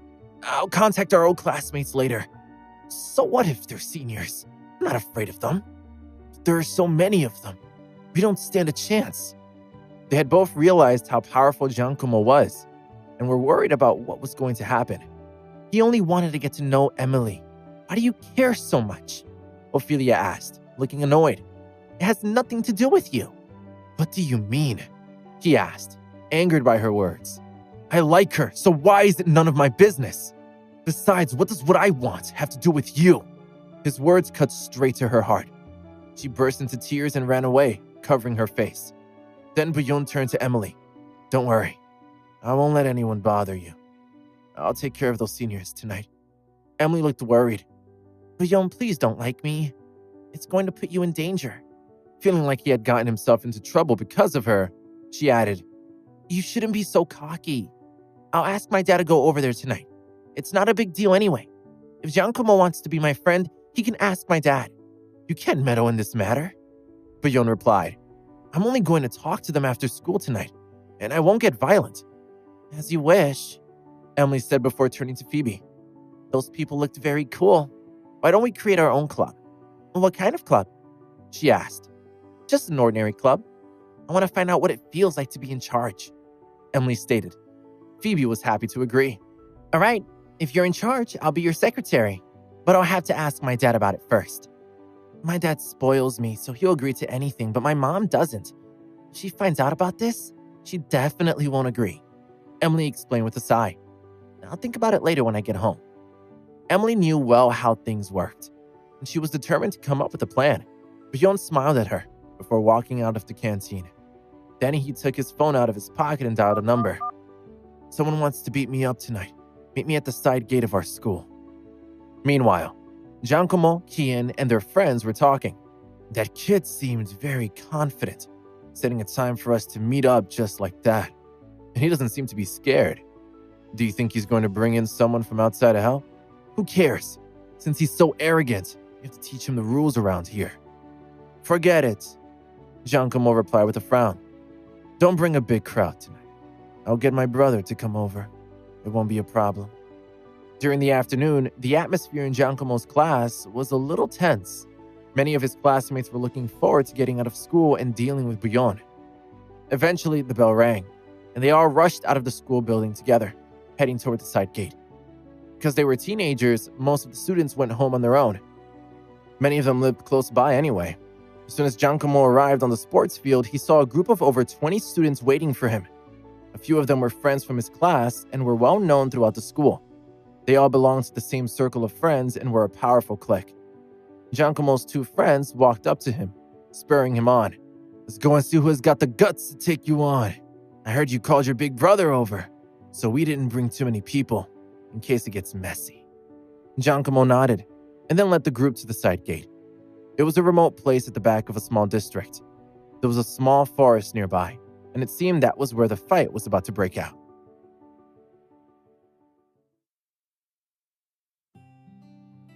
"Dad, why did you come on your own to pick me up today?" Emily asked, running over to the car and seeing that Jessica wasn't with him. "Your mother has had enough of relaxing, so she and Flora have gone back to work. She'll be there for a while," he explained, greeting Emily with a hug. "From your tone, it sounds like you're quite happy she isn't here. Is there something you want to tell me?" She looked up at him and chuckled. "How do you know me so well?" "I even know when you're going to fart," he joked, which made her giggle. "You're right. There's something I want to ask you," she stated as they both got into the car. "There's an older boy who's asked me several times for my contact details. Today, my friend Bouillon got angry with him and they had an argument. But the senior boy was like some sort of gang leader and he had loads of students backing him up. I think I'd like to be as powerful as that and experience that feeling of being a leader. So I was thinking of setting up my own club. But if I told Mom about it, she definitely wouldn't agree." "And how do you know I will?" Cameron asked. "Of course you will, because you're the best dad ever," she declared proudly. Seeing her smug expression, Cameron's face turned serious as he replied, "I object." Emily was stunned, and she stared at him in shock. With a bitter look on her face, she muttered, "You've changed."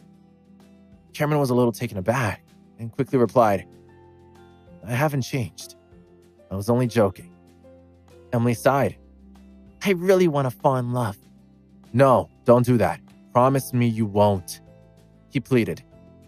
"You have my approval and my full support." Emily forgave him and smiled at him, asking, "So, what do you think I should call my new club?" "You should call it Emily's Club," he suggested, starting the car. "The name is no big deal, but it's important that you do it secretly and don't let your mother find out." "It's all right. If she finds out, I'll just tell her that you gave me permission," Emily stated. Cameron was taken aback, realizing he had been tricked by his own daughter again. Then Emily remembered something important. Bouillon and that older boy are going to fight at the side gate because of me. Bouillon likes me, but I told him that it's very dangerous to like me. Isn't it bad for them to fight over me? Cameron laughed. "You're very beautiful, so it's something you may unfortunately have to get used to. When you're older, men might pursue you wherever you go, and it would be impossible to settle all their disputes. What other people do has nothing to do with us, so you can just ignore them." Jessica had been telling Cameron not to get carried away. As a result, he had gotten more used to the fact that Emily had boys pursuing her, and it was something he was more willing to tolerate. But he had asked the security team members to keep a closer eye on her, just in case any of the boys started to get carried away. "But Bouillon is my friend," Emily muttered. "Shouldn't I do something?" "Don't worry. They probably won't get into a proper fight," he replied. Using his spiritual sense, he looked around the school side gate, and after reassuring Emily, he drove in the opposite direction, back to Newman Mountain. Near the side gate, two people were sitting on the branch of a tall tree, whispering to each other. It was Jim and Patricia. "Darling, your skin is so soft." While they watched what was happening below, Jim couldn't keep his hands off Patricia. "You can't stay serious for a minute," she joked with a giggle, pushing his hand away and pulling down her top. "We're getting married soon, and soon after that, we'll have a baby," Jim replied, winking at her. "You really think it'll be that easy?" she asked, rolling her eyes. "I won't get pregnant if I don't absorb the bloodline properly. My situation is different from Flora's." "Then when will you be finished?" Jim asked, looking disappointed. Chase and Flora's son is already 5 years old. Listen to you. If you're in such a hurry, have a baby yourself, she retorted. Don't get mad, I was just asking. Jim replied. Look, they're coming. Let's enjoy the show. He looked down and saw a group gathering at the side gate of Del Mar Academy. They look like seniors, don't you agree? He asked. Don't judge them just because they look young and ignorant. They actually know a lot, although they don't understand everything, which is why they get mad and want to fight each other when they get jealous. It'll be interesting to see what's about to happen. They're still very immature, Patricia stated, looking down. Giacomo led the senior students to the side gate, looking very confident. Many others stood by the side of the street, and when the onlookers saw them, they were intrigued and discussed the situation. Isn't that Giacomo? He's brought people to the side gate again. I wonder who he's going to take care of this time. There are loads of them with him. Let's go take a look. Giacomo is one of the strongest people in the school. Normally, no one would dare mess with him. I hope they are in a first year. That would be like matching a newborn calf with a tiger. Giacomo was well known by many of the students, and some of them were keen to befriend him. So they went over to greet him. He nodded in response, but he didn't take much notice of them. Why isn't he here yet? Kian asked. He's probably too scared. Well, if he doesn't turn up, I'll find that kid tomorrow and teach him a lesson for being so arrogant and disrespecting us. Wait, I see him. He's coming. He has such a small group of friends with him. It's pathetic. He's a joke. The group started laughing as they saw Buyon and his friends approaching. Kian and the others mocked them. There are so few of you. This isn't going to be much fun for us. I'm surprised you even dared come here. The group surrounded Buyon. Their aura is very oppressive, but he wasn't scared. He scanned the surroundings to work out what was going on. When Kian and the others approached, he ignored them and looked straight at Giacomo. I've already told you don't bother Emily. It's happened 3 times now, and I've had enough. Who do you think you are?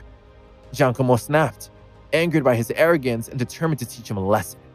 Just then, they were interrupted by the sound of a car door opening and closing. They all looked over to see that a white Jeep had pulled up. A man stepped out. He was Buyon's big brother, Sven, and he looked gentle and calm. But there were 3 people behind him who looked much fiercer. Their arms were covered with tattoos, and their fierce auras were almost suffocating. Damn it! They're gangsters! Kian exclaimed, taking a few steps back in fear. Buyon, are these the guys you were talking about? Sven asked, pointing at the large group on the other side. Kian and the others were terrified and quickly backed down. Although they were bullies in school, they were still scared when facing someone as menacing as Sven.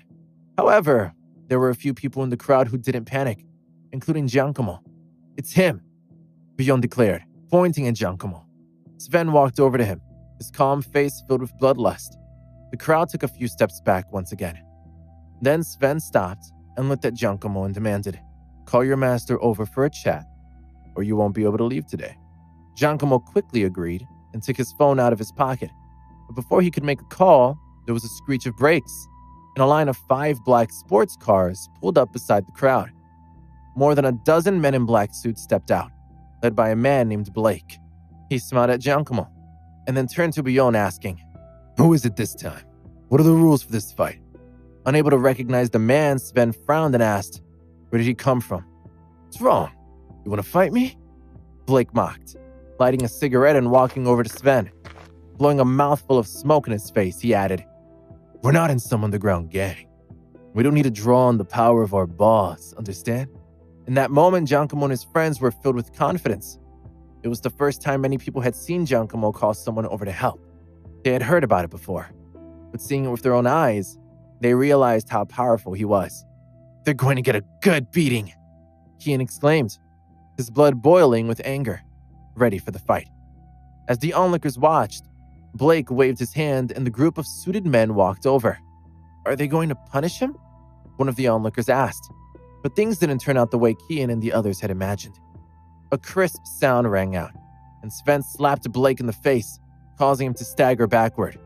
He could hardly believe what had happened. You dare to threaten me? Sven asked, a look of anger on his face. Looking at the men in suits who were about to make their move, he sneered. Seeing as you don't want to draw on the power of your boss, let's just fight with the people we have here. He raised his hands, and a large group of people got out of the cars that had just pulled up at the side of the street. They were all wearing the same clothes and looked quite formidable. Blake covered his face, realizing he was in trouble.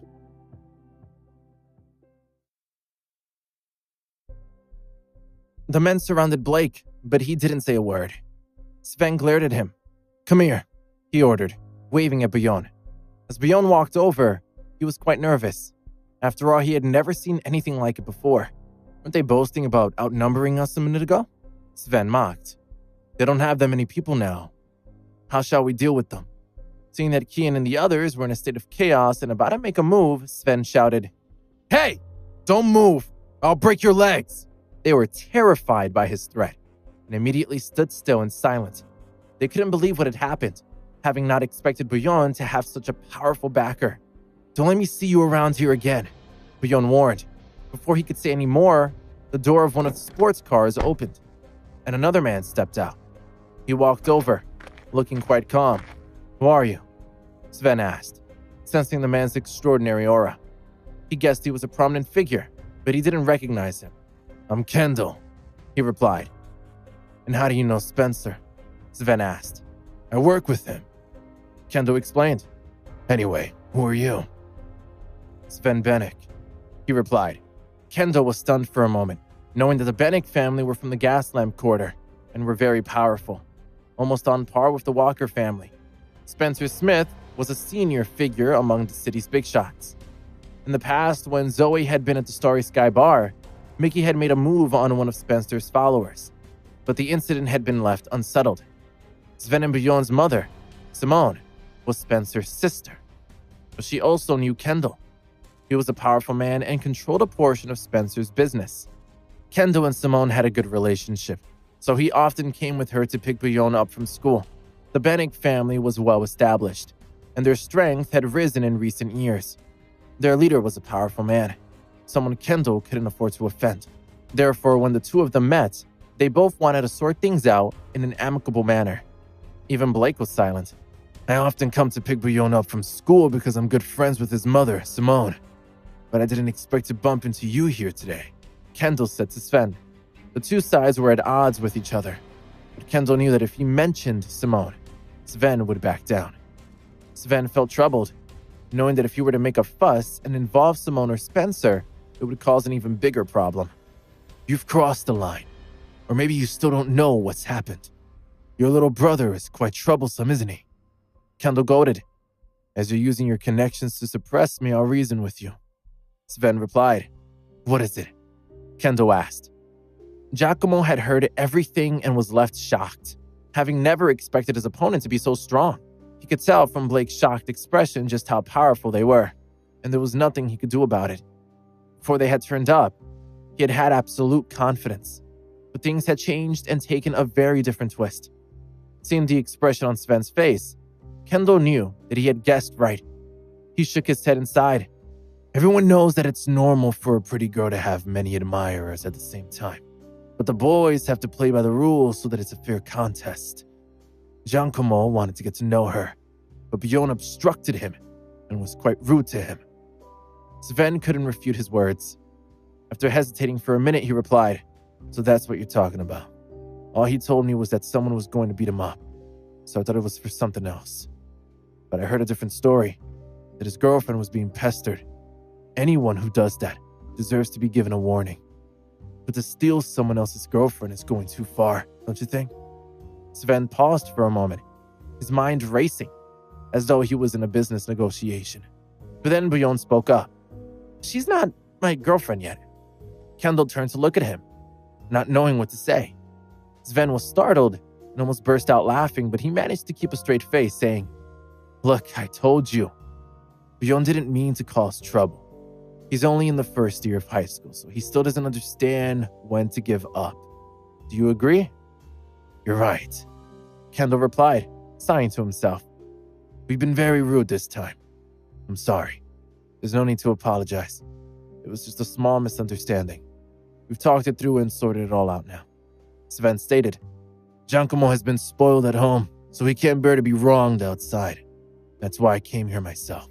Kendall explained, "Since the misunderstanding has been resolved, we're all good now." As the two boys like the girl that much, we might as well let them have a fair competition. Whether they win her heart over or not, it's all a good life experience. We don't need to meddle in this kind of thing. We'll let them compete fairly from now on. With that, Kendall prepared to leave. Then Sven smiled and patted Giacomo's shoulder, saying, "Did you see that? You and Bjorn need to become friends now. In the future, you have to take good care of him and make sure he comes to no harm." Just like that, the storm had passed. But the scene had scared many of the students. They had watched the leaders of the two sides talk as if they were negotiating, something that seemed to have given them both great satisfaction. "I'll compete fairly with Bjorn for Emily's heart from now on in the future. But if anyone dares interfere, they'll be sorry," Giacomo stated. His words were meant as a warning to some of his own followers. He wanted to make sure no one else was going to get in the way of him winning over Emily's heart. If anyone else comes to bother Emily again, they'll have me to deal with, Bjorn threatened before being taken away by Kendall. Kendall thought the two boys were being silly, and he couldn't work out what sort of girl she must be to make the two of them so competitive. But all the commotion had attracted the interest of many of the other students. They were all curious to know more about Emily, and some of them wanted to go and meet her the next day. However, they weren't interested in chasing after her, especially as many of them had girlfriends. Eventually, the two groups left. Still sitting in the tree, Jim frowned, saying, "Looks like we need to add Giacomo to the danger list, right?" "I agree," Patricia muttered, watching them leave. "Cameron told us about Bjorn and made us look out for him. It's only been a few days and now Giacomo is on the list too. I guess the danger list is just going to keep getting longer and longer. I hope these boys understand the situation they're getting into. It's fine if they behave normally, but if they try to use any tricks, Cameron's temperament, I can only imagine what he would do. It's terrifying. And she's only in high school yet. Can you imagine how long the list will be by the time she gets to university?" Jim replied, "Anyway, let's go and cultivate now so we can have a baby as soon as possible. Rio is already 5 years old. We have to hurry up if we want a share of the benefits." "Who are you ordering about?" Patricia teased. After bickering for a few minutes, they concealed their tracks and returned to the car to leave. The next morning, the news of the incident among the students had spread throughout the school. I heard that among the new students, there's a particularly powerful boy called Bjorn. His big brother is the leader of a gang, and yesterday he got involved and hit someone. I was at the scene last time. Bjorn's big brother hit Giacomo's friend so hard that he spat out blood. But then Giacomo's big brother showed up. It turns out the two sides knew each other and settled the matter peacefully, which was lucky, as it could have led to serious trouble. "Did you hear that someone was stabbed? Yesterday, the brother of that new student called Bjorn was stabbed. And he bled everywhere. When the ambulance arrived, the doctors shook their heads as if he couldn't be saved." The more the news spread, the more exaggerated it became. But in the end, everyone knew who Bjorn was. Eventually, someone told them all the truth. "What nonsense are you spouting? There was no fight yesterday. The new student Bjorn and Giacomo both like a new girl in our school called Emily. They got a bit angry with each other and called their big brothers over to help sort it out. After chatting for a bit, the matter was sorted, but Bjorn's brother did make a move, hitting one of Giacomo's followers, but it was nothing serious." Emily, Bjorn, and Giacomo were soon the talk of the school, and when their lessons were over, many of the students headed to their class in the hope of seeing them. Many of the boys admired Emily, and some of them were even brazen enough to call out to her. It caused an uproar among the students in the class, and Bjorn was filled with rage, but he had nowhere to vent his anger, so he had to just let it go. Emily didn't take much notice, and she stood up, saying, "Everyone, I want to create a club, but it'll only be for girls. We'll be able to play and have fun together, as well as carry out heroic deeds on behalf of all the girls. Who wants to join?" "Yes, please," Phoebe replied, quickly raising her hand. "I'm in. I'll be the president's secretary." She was soon followed by another 5 other girls, who also raised their hands, keen to join in on the fun. "All right, all 6 of you are senior members of the club," Emily declared. "Now it's time for our first mission. Come on, let's have a meeting." She gathered everyone together, and they talked in low voices. Watching Emily be so enthusiastic soon eased Bjorn's anger. Break time was soon over, and everyone returned to their lessons. After class, the 7 members of the club gathered together. Another group of boys stood by the entrance of the class, looking for someone. "Which one is Emily?" They soon found her and wondered why she had such a mischievous smile on her face. "Get them!"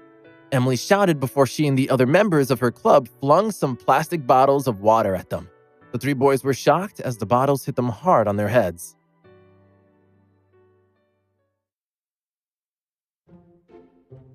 The other students in the class couldn't believe what they had just seen. Several bottles of water had been launched at the three boys, taking them completely by surprise and not giving them a chance to run away. After being hit by the bottles, the three boys knew the situation wasn't looking good for them, so they covered their heads and ran toward the stairs. Reaching the staircase, they were all out of breath. That bottle left a big bump on my head. It really hurts. Who threw a bottle full of water like that? Seems that new girl has quite a temper. That was a close call. He almost got us. Let's get out of there. We can't afford to mess with them. With that, the three of them hurried back to their own classrooms. The atmosphere in Emily's class was very lively, and many of the students were chattering to each other. That was great! They ran away so fast. If they come back, let's beat them up.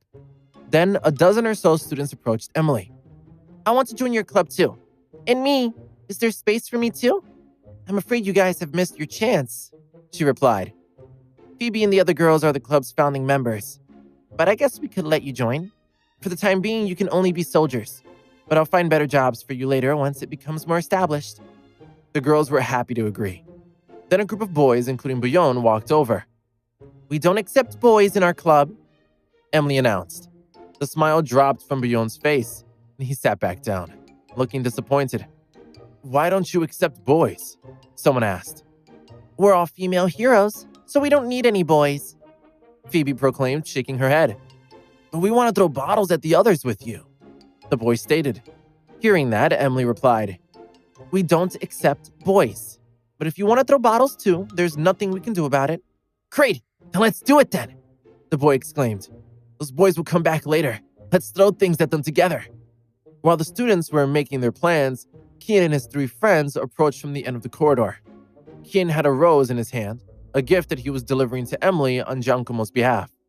Why didn't Giacomo deliver the gift himself? Why did he get you to do it? One of his friends asked. He's not afraid of anything. What do you know? Kian asked, glaring at him. Haven't you watched any TV shows? The leading man always makes his subordinates send over flowers. Saves the embarrassment when the woman throws them away. You clearly know nothing about that sort of thing. So stop talking to me and get out of my way. Kian's friend continued talking. Giacomo has very good taste. I've seen Emily. She really is beautiful. Here's her class. Tell me, why did those two kids run away when they saw us just now? Is it because they know you already and are scared of you? You weren't with me yesterday, so you didn't see how scared the freshmen were when they saw me.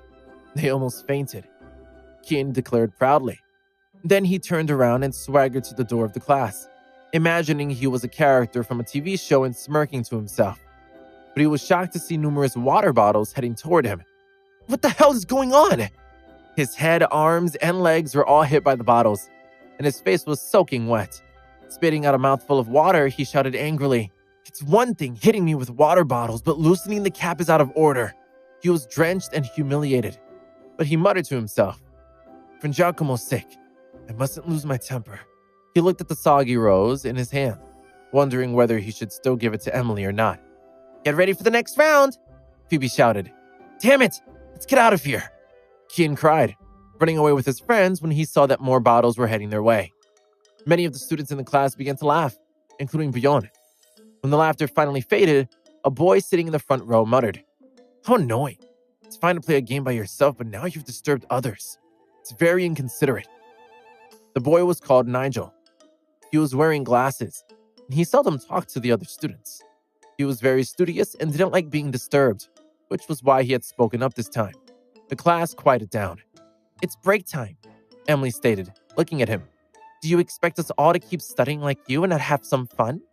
I didn't ask you to study during your break, and nor do I need you to, Nigel replied. I'm just saying you should go outside if you want to play and be noisy so that you're not disturbing others. That's what the sports grounds are for. Can't you play on the basketball court or the football field instead? Do you mean we can't even talk in class during break time? Emily asked. From previous experiences, Phoebe had a feeling she was going to say something to humiliate him. I'm not saying you can't talk, Nigel replied. It would just be better if you didn't make so much noise and mess around. Not only does it disturb other students, but the teacher will also tell you off if she catches you. I hate noisy environments, so I advise you all to go outside to play from now on. His words annoyed quite a few of the students, including Bjorn, who had already stood up. As soon as he moved, another 6 students who didn't like what Nigel had said also got up. What a good piece of advice, Emily exclaimed, a serious expression on her face. You must be a descendant of Archimedes, right? Because you seem to think you know everything. Nigel was taken aback, and his face flushed red with embarrassment. There's no need to be so rude. Emily laughed out loud. I was thinking of treating you to a meal one day. I'm sure you like eating fish as you're so very picky. Everyone burst into laughter. Bjorn sat back down, deciding to let Emily finish speaking before he taught Nigel a lesson. You're being unreasonable, Nigel stated angrily. Why are you talking like that? It's not my fault you don't like what I said, Emily replied, smirking at him. Nigel stood up, declaring, I'm going to report this to the teacher. Okay, Bjorn replied. Before you do, you and I are going to go and have a little chat. With that, he and his friends dragged Nigel out of the class and to the bathroom. They all came back when the class started, and it seemed nothing serious had happened. But Nigel seemed more quiet than usual, and as soon as the class was finished, he scurried away. Before that incident, Nigel had obviously thought the whole world revolved around him. Bjorn had taught him that wasn't the case. From the looks of it, he hadn't beaten him up. He had definitely taught him a lesson in some other way. By the time the morning classes were over, many students had heard about the incident. Some of them headed to Emily's class to find out more about what had happened, but they were soon pelted with water bottles and drenched. When Giacomo heard that Emily had taken the lead in throwing bottles, he was surprised, but he became even more interested in her.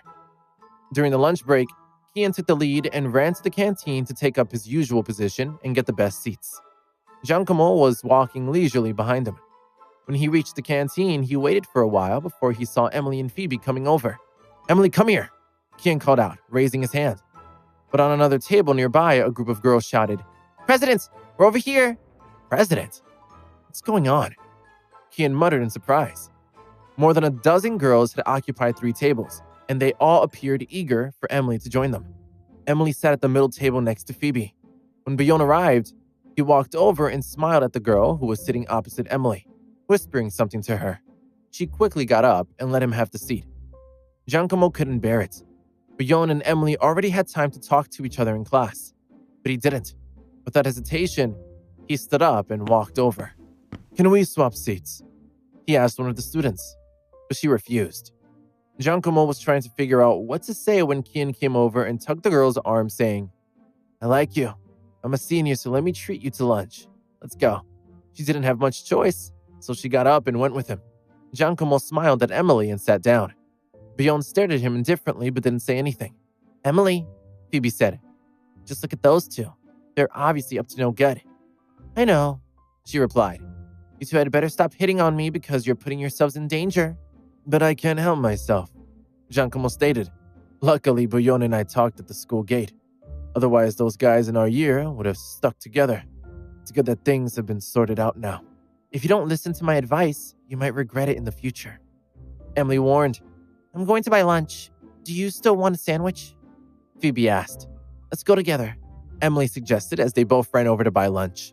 By the time they returned, Giacomo and Bjorn's meals had arrived. Coincidentally, they were both having fried chicken wings.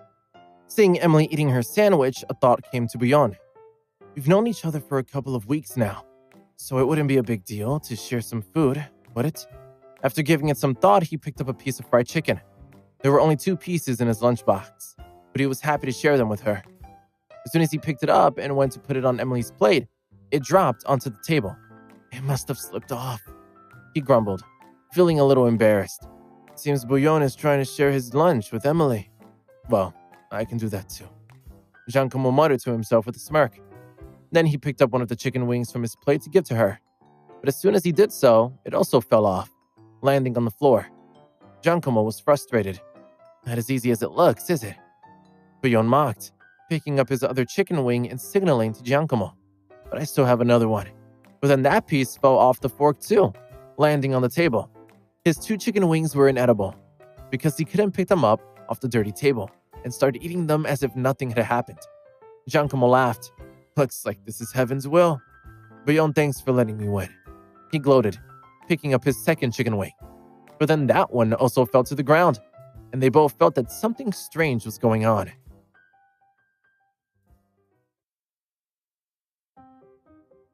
Phoebe couldn't help but laugh at the situation. Both Bjorn and Giacomo had been trying so hard to impress Emily, but all their food had ended up on the floor. It was quite comical. Emily was also amused, and she knew someone was making it happen. But she wondered who. Who's doing this? She muttered to herself. Is it Warwick? Or Patricia? Or maybe it's Jim. She knew that the members of the security team were still there, watching over her, so she decided to be more careful in the future. But Emily was well used to their surveillance, and she still did as she wanted, often forgetting that she was being watched. Giacomo was still embarrassed about what had just happened. He picked up his fork and muttered, "Let's eat." Bjorn did the same, and the two of them ate their lunch without saying a word. When he had finished, Giacomo wiped his mouth and looked at Emily. "Do you like to go outdoors and play?" "Play what?" she asked. She had learned from Cameron about being casual when answering questions, so as to not give away her true feelings or say the wrong thing. Giacomo was hoping to find out more about Emily's hobbies, as he was keen to impress her. After thinking about it for a moment, he stated, "I'd like to take you somewhere fun. Sometimes I go to the internet cafe, amusement park, billiard hall, or swimming pool with my friends. Maybe you could join us." "I've never been to an internet cafe before," Emily replied. "Nor have I been to a coffee shop, billiard hall, or swimming pool. But I do have my own amusement park." Giacomo and Bjorn were stunned, thinking she was probably referring to some sort of toy. "You own an amusement park? Do you like to surf the internet?" Giacomo asked. "Yes, she does," Bjorn interjected. "Actually, we usually play computer games together. Our favorite is a game called Fantasy Castle. You don't need to ask any more about it." Although he was telling the truth, the previous day he had joined Emily's team and only played with them for a short while. He was no match for Emily in terms of gaming skills. "Oh, then we should all go to the internet cafe so you can try it out," Giacomo suggested. "I often go there with my friends, and we play online games together." "Okay, then I'll give it a try next time," Emily replied. "I'm also playing Fantasy Castle. What level are you guys at?" Giacomo asked, looking at them. Bjorn glanced at him but didn't say anything. "I'm at level 45, Phoebe replied. "I'm at level 73. I'm about to reach the maximum level," Giacomo declared, hoping that would capture Emily's interest. "Some quests are really fun, but the game requires me to work with a team. My skills are pretty good, but on a team, there's a chance we could clear the dungeon together." "Emily, what level are you at?" "As you're at level 73, I can use your help to kill the enemies." "Bjorn can't do that because he's too weak," she stated. Her words left Bjorn feeling dejected. He swore to himself that he would upgrade his account so that he could get good equipment, and then Emily would ask for his help to kill the enemies. And that's exactly what he did. That night, he made arrangements to play the game with her, and they both logged on and spoke to each other. "Emily, I just found out that a friend of mine is also at the max level. What a coincidence. I nearly upgraded to a full price account just now, but luckily I didn't and have saved a lot of money. I can use my friend's account to play from now on. I'm very powerful. I'm ranked 89th on the 100 challenges list. Do you know about that list?" As Bjorn looked at the screen, he was shocked by what he saw. It seemed Emily's name was at the top of the list. He couldn't believe it. Meanwhile, Giacomo had seen the same thing, and he was also in disbelief. He quickly called his friend. "Are you playing Fantasy Castle? Princess M is ranked first. How much did you say her account is worth?" "Like I said, an account with that many weapons would cost tens of thousands." At that moment, Giacomo realized that Emily wasn't from any ordinary family. She had spent an enormous amount of money on playing a computer game. It was astonishing. He didn't know what to say. Thinking about how he was going to improve his gaming skills, he decided to ask his friend for some tips. But just then, he heard Emily's voice in his headphones. "Cut the crap and follow me to slay the enemies." Emily, who was cool and domineering, led her team on a killing mission.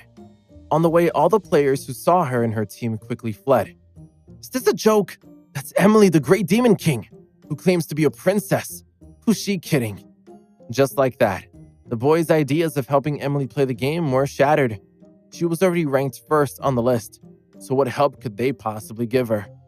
To do so would cost them a huge amount of money, which they would struggle to ever get their hands on. Their pocket money was limited, and there was no way they could ask their parents.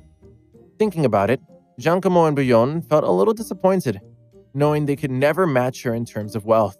Her family must have a gold mine, allowing her to spend so much money playing games, they thought. They continued playing games until 11:30. Then Giacomo sighed and turned off the computer. Bouillon was also in the house because his parents had gone away on business, so he went to talk to him. I really like Emily, but I've just found out she's Princess M from the Fantasy Castle game, Giacomo explained, sounding a bit fed up. What? Bouillon asked in shock. Is she a rich kid? I don't know, Giacomo replied. 2 days ago, my friend saw Emily's dad coming to pick her up after school, and he was driving a small old car with a panda design on it. So I just assumed her family wasn't anything special. No way, Bouillon exclaimed. I can't believe he was driving a little car like that. Giacomo was surprised by his reaction. Do you know him? I know of him. Who doesn't? Bouillon replied. My dad said that people who drive those cars are the ones we can't afford to offend. In San Diego, there are a few extremely powerful figures who occasionally drive little cars like that when they go out. The heads of the Campbells, Balboas, Malones, and Blacks all drive them despite the fact they have whole fleets of luxury cars. I don't know why. Maybe it's some sort of hobby for them. Giacomo was confused. What does that have to do with Emily? He asked.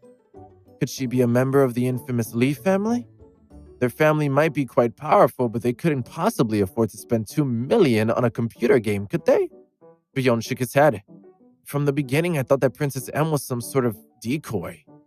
And it seems I was right. Who would have thought one of our classmates would be playing with that account? Could the Fantasy Castle game have been developed by her family? Or maybe her parents are in the senior management of the company? Anything's possible. It's shocking that she could spend that much money on the game. Giacomo nodded, but he no longer wanted to discuss the matter. By the way, my dad got 3 invitations to a wedding recently, Bouillon added. He was going to give them to your parents, but they can't make it because they're on a business trip, so he decided to take me and my mom there instead. I heard it's the wedding of Ash Mato from San Diego. It's going to be a very lavish affair. I think I'll bring you with me so you can learn a few things about the world. You've just started high school, so it would be good to broaden your horizons. Why would I want to go to a wedding? Giacomo asked. Anyway, you only have 3 invitations, which are for you and your parents, so I wouldn't be able to get in. Don't you understand? The place will be full of influential people, Bouillon stated, looking excited. Do you know who Ash is? He's one of the most prominent people in the area. So the heads of all the great families will be there to pay their respects, including Miguel Balboa and Patrick Campbell. Let me tell you, this wedding is going to be a gathering of some of the biggest hotshots around, and you don't want to miss it. But you won't be allowed in the main area without an invitation, so you'll have to wait in the lounge outside the venue. I'll come out after a while because I'll probably be feeling intimidated after mingling with so many powerful people. I've never even heard of Ash, Giacomo muttered, shaking his head. I don't want to go. It'll be boring. My dad asked me to take you there, so it's very rude of you to refuse. Bouillon scolded. You're in high school now, so you can't just sit around playing games all day. Your parents are wonderful people who work very hard, so you shouldn't be dragging them down. I understand. Then I'll go. When is it? He asked. Let me tell you, even in the lounge, there will be many influential people. Our family doesn't compare to them in any way. They're on a totally different level. When you're there, you need to be very careful what you say and think before you speak. It's a good opportunity to watch and learn how others communicate in this kind of situation. You understand? Fine. I'm going to bed now, Giacomo stated, having heard enough. Then he turned around to leave. At home, Bouillon's mother, Simone, was talking to him about their upcoming trip. I'm afraid you won't be able to go on the school trip that's coming up because on October 1st, we have a wedding to attend. A very powerful man is getting married, so we have to be there. Although you're only in the first year of high school, it would do you good to see the world. Dad already told me about it. I'll be there, he replied. I just have to go and finish playing my computer game with my friends now. Okay, but don't play for too long, Simone replied. Bouillon agreed, then ran back to his bedroom and sent Emily a message. Are you going on the school trip? If not, we could hang out with some of our classmates. What do you say? Emily was quick to reply. I won't be able to do that because I have to go somewhere that day. My mom just told me I have to go to a wedding on October 1st, so I won't be able to go on the trip. I was going to ask you guys if you wanted to hang out with me when I got back. Bjorn suggested. That's weird. I'm also going to a wedding that day, Emily replied. Okay, great. After the wedding, we can hang out with our friends and have some fun. But Emily rejected his offer. No, I can't do that because I have something important to do. I'm going to take a shower and go to bed now. Bye. Thinking she was just using that as an excuse not to chat with him anymore, Bjorn was very disappointed.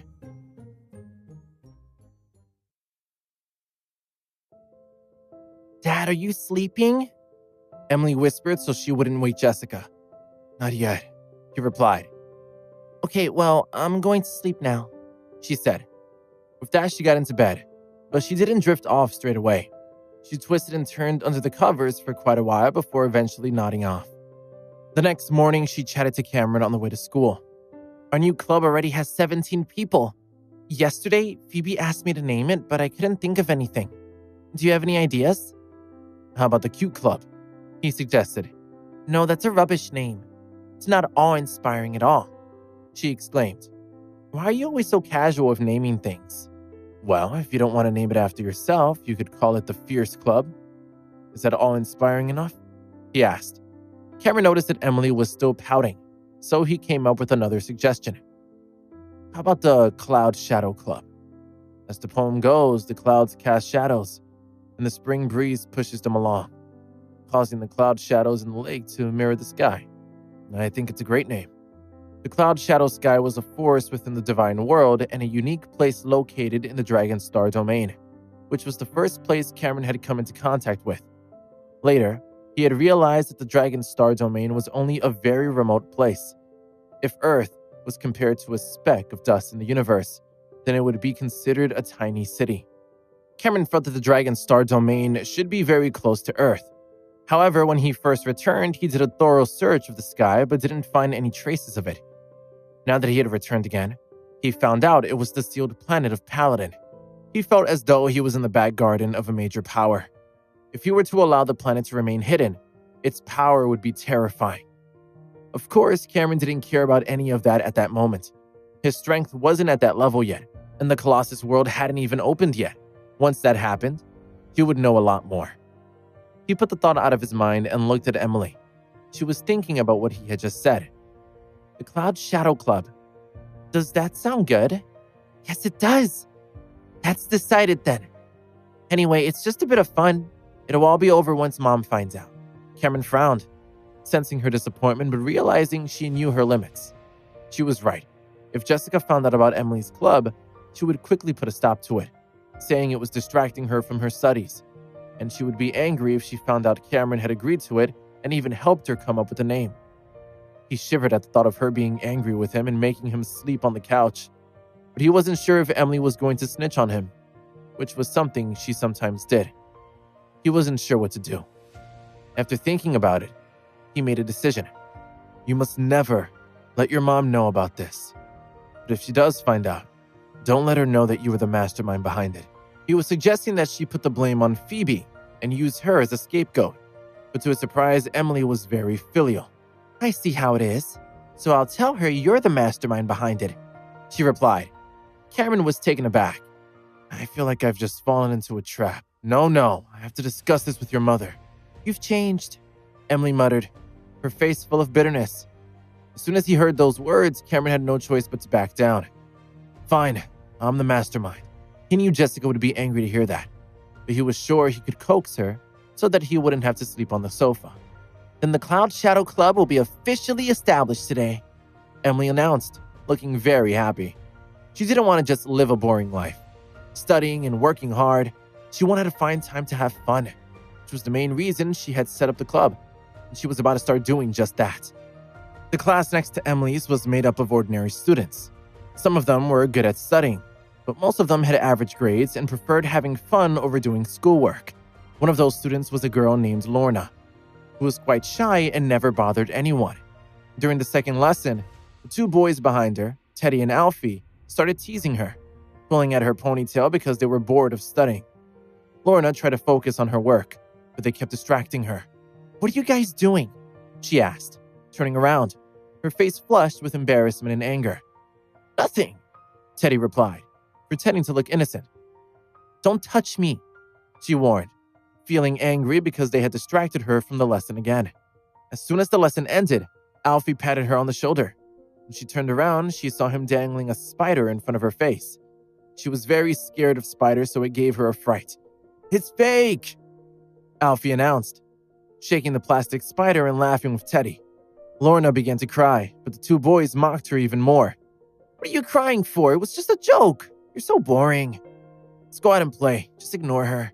With that, they both ran outside. Lorna went to look for the teacher. Before the next lesson started, he called the two boys over and told them off. But they only behaved themselves for a short while. During the last lesson of the morning, they got bored again and started causing more trouble. At the beginning of the lunch break, a glum-looking Lorna was eating with her friends, who were giving her some advice. "You should ask the teacher if you can switch seats, and tell your parents about it so they can talk to the teacher too. Teddy and Alfie are really annoying. They're just bullies." "You're right, but have you guys heard about the girl in the other class who started her own club? The Cloud Shadow Club? Loads of girls have joined it already. My friend told me they're only going to accept 100 members, and she said that the girls in the Cloud Shadow Club won't be bullied. Maybe you should give it a try." "The Cloud Shadow Club? What does that mean? Can we still have fun if we join? Do we have to pay?" "No, you don't have to pay, and there's no catch. Right now, they're accepting new members. Why don't we go take a look? My friend is just over there. We can ask her more about it." The four girls finished their lunch and ran over to the other table. "Jupiter, didn't you say your club is accepting new members? We want to join." "All right, welcome. I'll take you all to see the club's president," Jupiter replied, bringing the girls to Emily's table. She was sitting with Phoebe, Giacomo, and Bjorn. But after what had happened the previous day, neither of the boys was trying to share their food with her. They didn't want to embarrass themselves again. They just ate their own food, occasionally chatting to each other. "Emily, I brought some new girls here. They want to join our club," Jupiter explained. "Okay, let's put their names on the list," Emily replied, smiling at them. "Welcome. What's your name? And which class are you from?" Phoebe asked, taking a small notebook out of her pocket. "Sign your name here and then leave your contact details." After filling out the form, one of the girls asked, "If we join your club, we won't have to pay, will we?" Emily was surprised because it was the first time anyone had asked her that. "I don't have much pocket money," the girl explained, looking embarrassed. "Don't worry," Giacomo replied. "Your president is very rich." "Says who?" Emily asked, rolling her eyes at him. "My money is limited, you know." "Okay," Giacomo replied, looking a bit sheepish. "It's okay. We won't take any money," Phoebe replied. Once they had all signed up, she continued. "Okay, you can all go back now. We'll gather at the sports field for a little meeting after school today. Can I tell you something?" One of the girls added. "I heard Jupiter say that the members of the Cloud Shadow Club won't be bullied. But Lorna is always being bullied by the two boys who sit behind her. What do they do exactly?" Phoebe asked curiously. "They always touch my hair in class and play tricks on me," Lorna explained. "Once, they got ink stains all over my clothes. They're always distracting me from my work." Lorna's friends confirmed what she had said, and a determined look appeared on Emily's face. She quickly finished her lunch, and then stood up and waved her hand. Bjorn and Giacomo looked at each other. Within minutes, more than 20 members of the club had gathered around her. The group searched around the canteen for Teddy and Alfie, but there was no sign of them, so they headed outside, where they found them playing basketball. Teddy teased them. "Look at all these girls who've come to cheer us on." Many students on the basketball court turned to look at them, wondering what was going on. "Bring them here," Emily ordered, not sure who Teddy and Alfie were. "Teddy, Alfie, get over here. You need to apologize," Lorna's friend shouted. The two boys laughed out loud. "Are you looking for us? It's great to be so popular." "All right then, Lorna. I'll apologize to you," Teddy replied, trudging over to her, holding the basketball in front of him. "I'm sorry. Don't be angry at me. Look, I'll let you play basketball with me." As she spoke, he threw the basketball at Lorna, just hard enough for it to hit her. Just as he thought it was going to hit her in the stomach, a figure suddenly appeared in front of her, kicking the basketball and sending it flying through the air with real force. It smashed into Teddy's stomach, causing him to fall to the ground, groaning in pain. Everyone fell silent. The other basketballers stopped in their tracks, staring at Emily in disbelief, trying to comprehend what she had just done.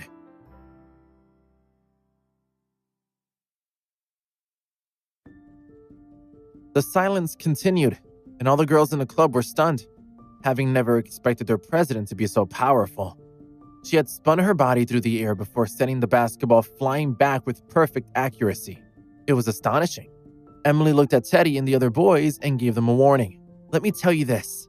They're all my girls now, and if you dare bully them in the future, I'll make you regret it. Help me up, Teddy mumbled, his voice weak. Alfie stood up and helped him, but he looked angry. Noticing that his friends were still watching from afar, Teddy called out to them, "Get over here!" Realizing there was going to be an argument, they put down their basketball and rushed over. Before long, 12 boys were standing behind Teddy. "Is there something wrong with you?" Teddy asked, glaring at Emily. "What makes you think you're so special?" Emily retorted, stretching out her arms. She felt it was time to show the girls in her club her martial arts skills. "Do you think I wouldn't dare fight a girl?" Teddy asked with a sinister chuckle. He was filled with anger and pain at being humiliated in front of all his friends, and he was determined to teach Emily a lesson. Just then, a loud and clear voice came from beside him. "Is that so? Who are you trying to act cool for, you brat?" Without even looking over, Phoebe knew the arrogant voice belonged to Kian. Giacomo led the way, bringing a large group of people with him as he swaggered over. Many of the students on the field recognized him, and they looked a bit worried. Then another sinister laugh rang out, and Bouillon appeared out of nowhere, followed by a group of 10 friends. The two groups surrounded Teddy and his companions. Kian pointed at him, saying, "Who are you with? Try to act cool in front of my friend Emily, but did you ask my permission?" "Mind your own business," Emily exclaimed. "I'm not your friend. I'm the leader of the Cloud Shadow Club. I was just stepping in case you get your clothes dirty," Kian explained, smiling at her. Then he turned to Teddy. "So, Giacomo, how are we going to deal with this idiot?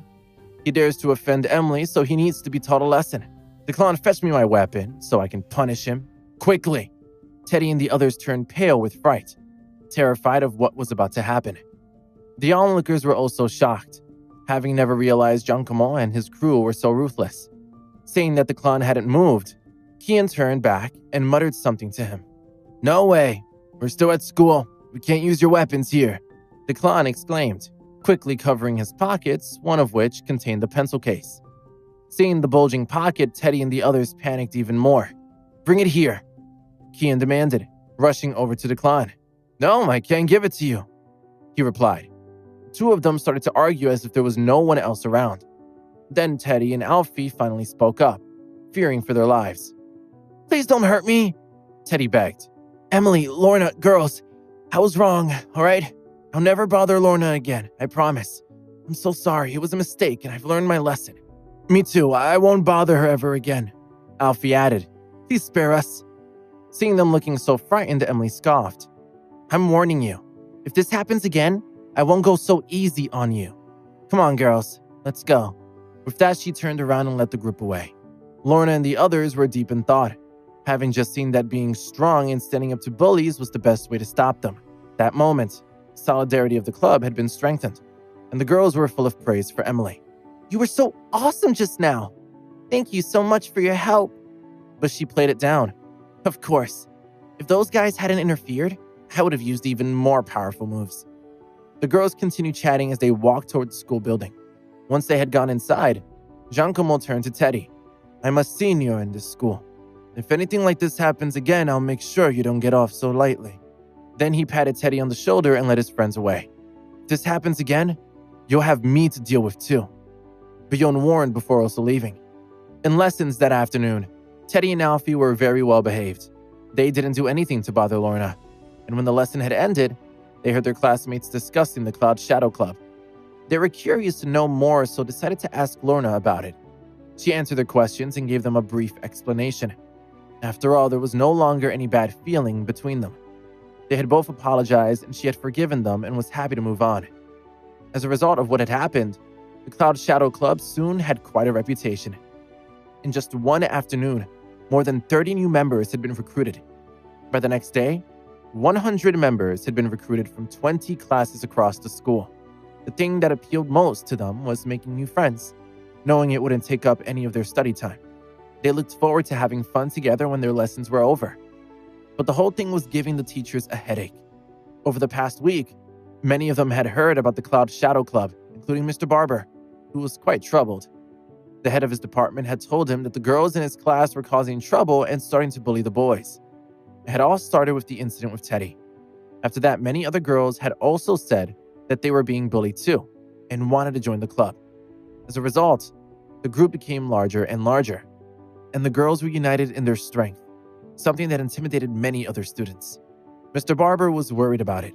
After talking to Emily, she reassured him that the girls in her club wouldn't bully others and were only standing up for those who needed their help. But the Cloud Shadow Club continued getting more and more popular, something that worried the senior teachers. Keen to put a stop to it, the principal called the parents of the main members, Phoebe and Emily. Having been summoned again, Cameron and Stefan soon arrived at the office. They both walked in, but before they could say anything, the vice principal came to greet them, worried about offending Cameron, and then gave them a simple reminder of the school rules. But it didn't do much good. Eventually, the school held a special meeting to deal with the matter and banned the formation of any such clubs. As a result, the Cloud Shadow Club moved underground and held their meetings in secret. The teachers thought the problem had been resolved, so they just left it at that. But unbeknown to them, the Cloud Shadow Club's reputation was growing among the students. Many of them were discussing it. Not too long ago, Giacomo was quite formidable in the school, but that's changed, and now the Cloud Shadow Club is the most powerful group. I heard that the president is Emily, a student in the first year. Bujon and Giacomo got into a fight because of her. That's right. With those two behind her, who would dare provoke her? Many students thought the reason the Cloud Shadow Club was so strong was because it had the support of Giacomo and Bujon, but that was far from the truth. A few days later, Jessica and Cameron both came to pick Emily up from school. Tomorrow is Ash and Vanessa's wedding. After the wedding, Dad and I are going on an adventure. But you can't come with us, Mom, Emily stated, sounding smug. Who said I can't? I'll go if I want to, Jessica teased. Recently, I've noticed that in the parents' group chat, quite a few of them have been talking about the Cloud Shadow Club. I set up a club like that when I was at university. It's interesting. Emily froze. Yes, it is quite interesting. Did you join that club? Jessica asked. No, of course not, Emily replied, acting like she knew nothing about it.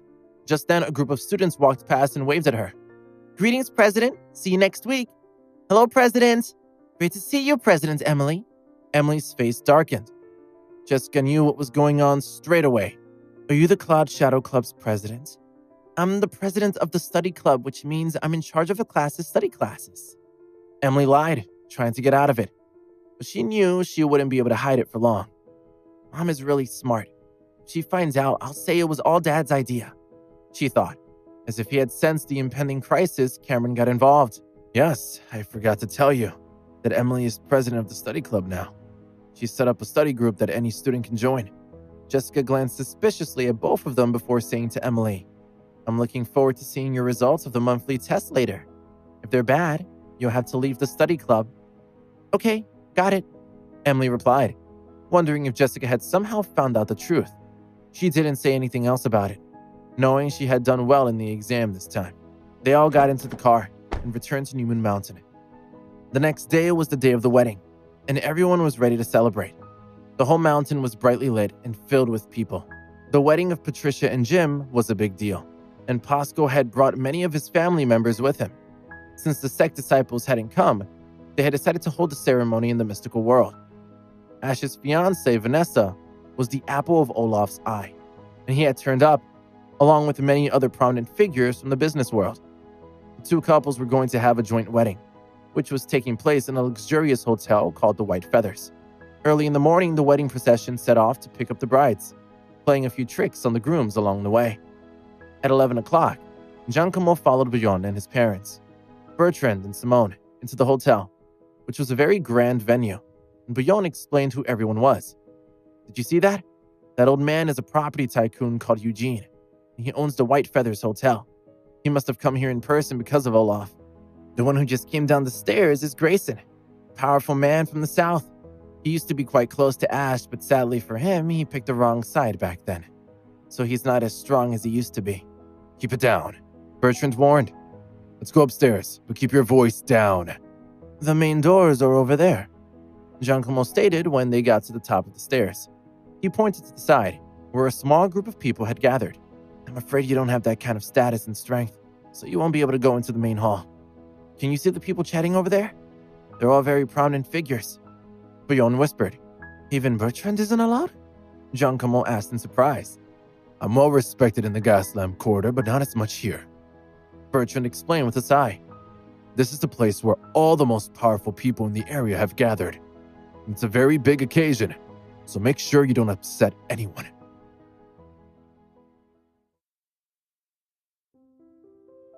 Hearing Bertrand's words, Giacomo realized the seriousness of the situation. It didn't seem like a celebration at all. It sounded more like a prison. He couldn't do what he wanted, and he had to be on his best behavior all day, which made him feel rather uncomfortable. Nevertheless, he did as he was told and was respectful and courteous to everyone, as was Buyon. He had a serious expression on his face as if he was at work. The lounge by the main hall of the hotel was very grand and luxuriously decorated. There were a number of couches around the edge of the room, and quite a few people were sitting on them, including a group of teenagers and a young couple. Many parents had brought their families with them for the experience. After all, such a grand occasion was quite unusual in San Diego, and it was something they rarely got to participate in. Buyon, take your friend over to the couches to rest for a while. You can familiarize yourself with the place. Later, your mother will come and get you and bring you in to take a look. We're going to greet a few nobles first. Bertrand explained before walking around with a smile on his face. Beside the entrance to the main hall, there were several heavyweights standing and talking. If even the guests in the lounge were so distinguished, they could only imagine who the people sitting inside were. This is so boring, Giacomo moaned. I don't want to stay here anymore. Might as well go home and play games. Quieten down. I told you you'd have to experience something like this sooner or later. You just have to be patient. Buyon whispered. Let's go and find a quiet place to sit for a while. Hey, isn't that Sven over there? What's he doing here? Giacomo asked, pointing to the door. Kendo and Sven were standing in the corner, looking around in awe at the venue. Spencer must have brought them here, Buyon replied. Let's go over and say hello. He felt relieved that his brother had also turned up, and they all greeted each other. Sven said to Giacomo, I'm surprised to see you here. It wasn't my choice, Giacomo replied calmly. Let's find a place to sit, Sven suggested, ignoring the complaint. Kendo led the way and walked to the other side of the room, where they found a table at the back of the crowd. There was an ashtray on the coffee table, along with some sweets, snacks, and a few bottles of drinks. Giacomo wanted to eat some snacks, but seeing that no one else was moving, he decided not to. That's Bryn sitting over there, right? Sven asked, gesturing to a small circle of people sitting nearby. There were 8 young people in the group. Bryn was standing beside them, wearing a suit, looking gentle and quiet. That's right, he's Bryn, Kendo replied. I just saw him coming in with his uncle. I didn't expect that with his status, he wouldn't be allowed in the inner hall. He's a famous young master of San Diego, and his family is very powerful. So it doesn't seem right that he's not allowed in. Sven stated, curious to know more. Who knows? But do you see the 3 people beside him? They're not much weaker than Bryn, and they weren't allowed in either, which is why they're just sitting here. Kendo said with a sigh. It seemed that among the younger generation of the rich and powerful families, very few were allowed to enter. This is really different from what we saw in the past, Sven stated. In the past, no matter what gathering he attended, he was always the star of the entire venue, even if it was some high-end gathering in the Gaslamp Quarter.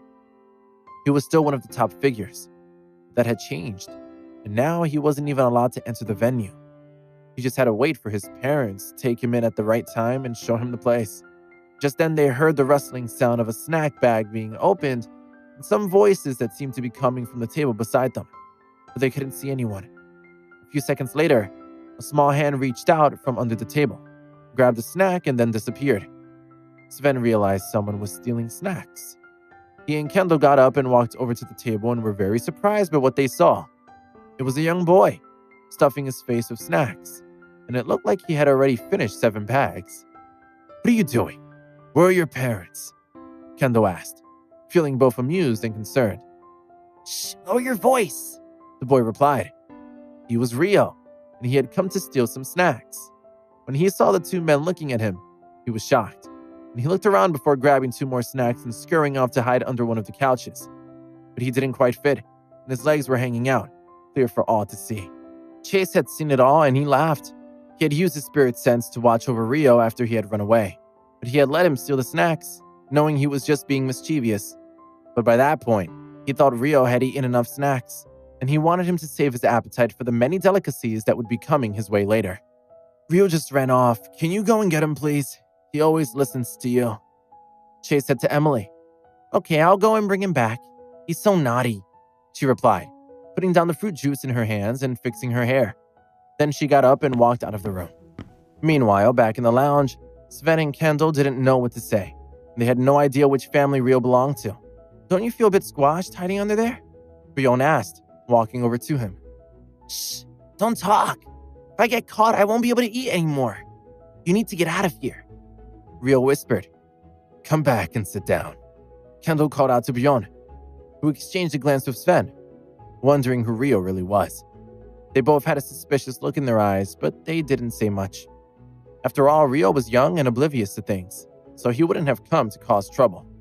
On such a grand occasion, who would allow a young child to run around on their own like that? If he were to upset one of the distinguished guests, the consequences would be unimaginable. Therefore, they both thought he must be one of the hotel staff's children who had secretly come to join in the fun. But it was none of their business, so they sat back down. But at that moment, a young man in a suit walked over, talking on the phone. He was so busy talking that he didn't even notice Rio's legs sticking out from under the couch. He stumbled and fell to the ground, the juice in his hand spilling all down his white shirt. His face instantly darkened. He quickly got to his feet, a look of anger in his eyes, but he managed to contain it. Ouch! You stepped on me! Rio exclaimed, looking up at him as he crawled out from under the couch. You tripped me, he retorted, trying hard not to lose his temper. Whose child is he? And why is he lying on the ground? The man asked, looking at Kendall. And who are you? Kendall looked tense. Are you Conrad? Hearing that, Sven became interested. Conrad was a very powerful man, whose father was good friends with Olaf. Because of that friendship, he was worthy of being allowed to enter the inner hall. He was definitely someone they couldn't afford to offend. Seeing the juice on his white shirt, Sven and Kendall were worried about how he was going to react. The four people sitting on the sofa quickly stood up. Who are you? Conrad asked, frowning at them. Kendall and Sven introduced themselves, and Sven started to explain the situation. We don't know this child. But before he could finish his words, Rio rolled his eyes and interrupted him. You're my brother. Why are you saying you don't know me? Sven and Kendall were baffled. Conrad laughed and mocked them. It seems you put on a show to try and trick me. Well, Sven and Kendall, I know your faces now, and I'm going to remember you. I'm innocent, Sven exclaimed. Kendall felt the same way. He had been tricked and didn't want to imagine what the consequences would be for upsetting Conrad. Conrad, please listen to me, Sven begged. I don't need to hear any more, he replied. I need to go get changed. You guys can stay here and continue pretending you don't know each other. With that, he turned to leave. Kendall and Sven were both in a panic, and Giacomo and Bjorn were left wondering just how powerful Conrad really was. Just then, a familiar voice rang out. It was Emily. Rio, do you think I won't be able to catch you just because you're hiding? I can still find you. Bjorn and Giacomo were pleasantly surprised. Emily, what are you doing here? They asked. Emily was also surprised, but she didn't stop to greet them. Seeing that Rio was about to run away again, she rushed over to him and grabbed him by the collar. So you've been stealing snacks and a full 7 bags of them. Once I tell Flora about this, she won't let you have any more snacks for a whole month. As she spoke, Emily had a wicked grin on her face. No, I didn't, Rio replied. Looking at Conrad, he pointed at him saying, That man just stepped on my foot and hurt me. He's mean to me. Emily looked at Conrad but didn't recognize him. Giacomo, Bjorn, Sven, and Kendall also looked over. Conrad looked shocked, and he gulped nervously. Emily isn't a monster, so why is he so scared of her? Bjorn muttered. He and the others were curious about the situation, but what happened next left them flabbergasted. Conrad walked over to Emily, his voice gentle and remorseful as he said, I'm so sorry, young lady. It was all my fault. I didn't see his legs sticking out.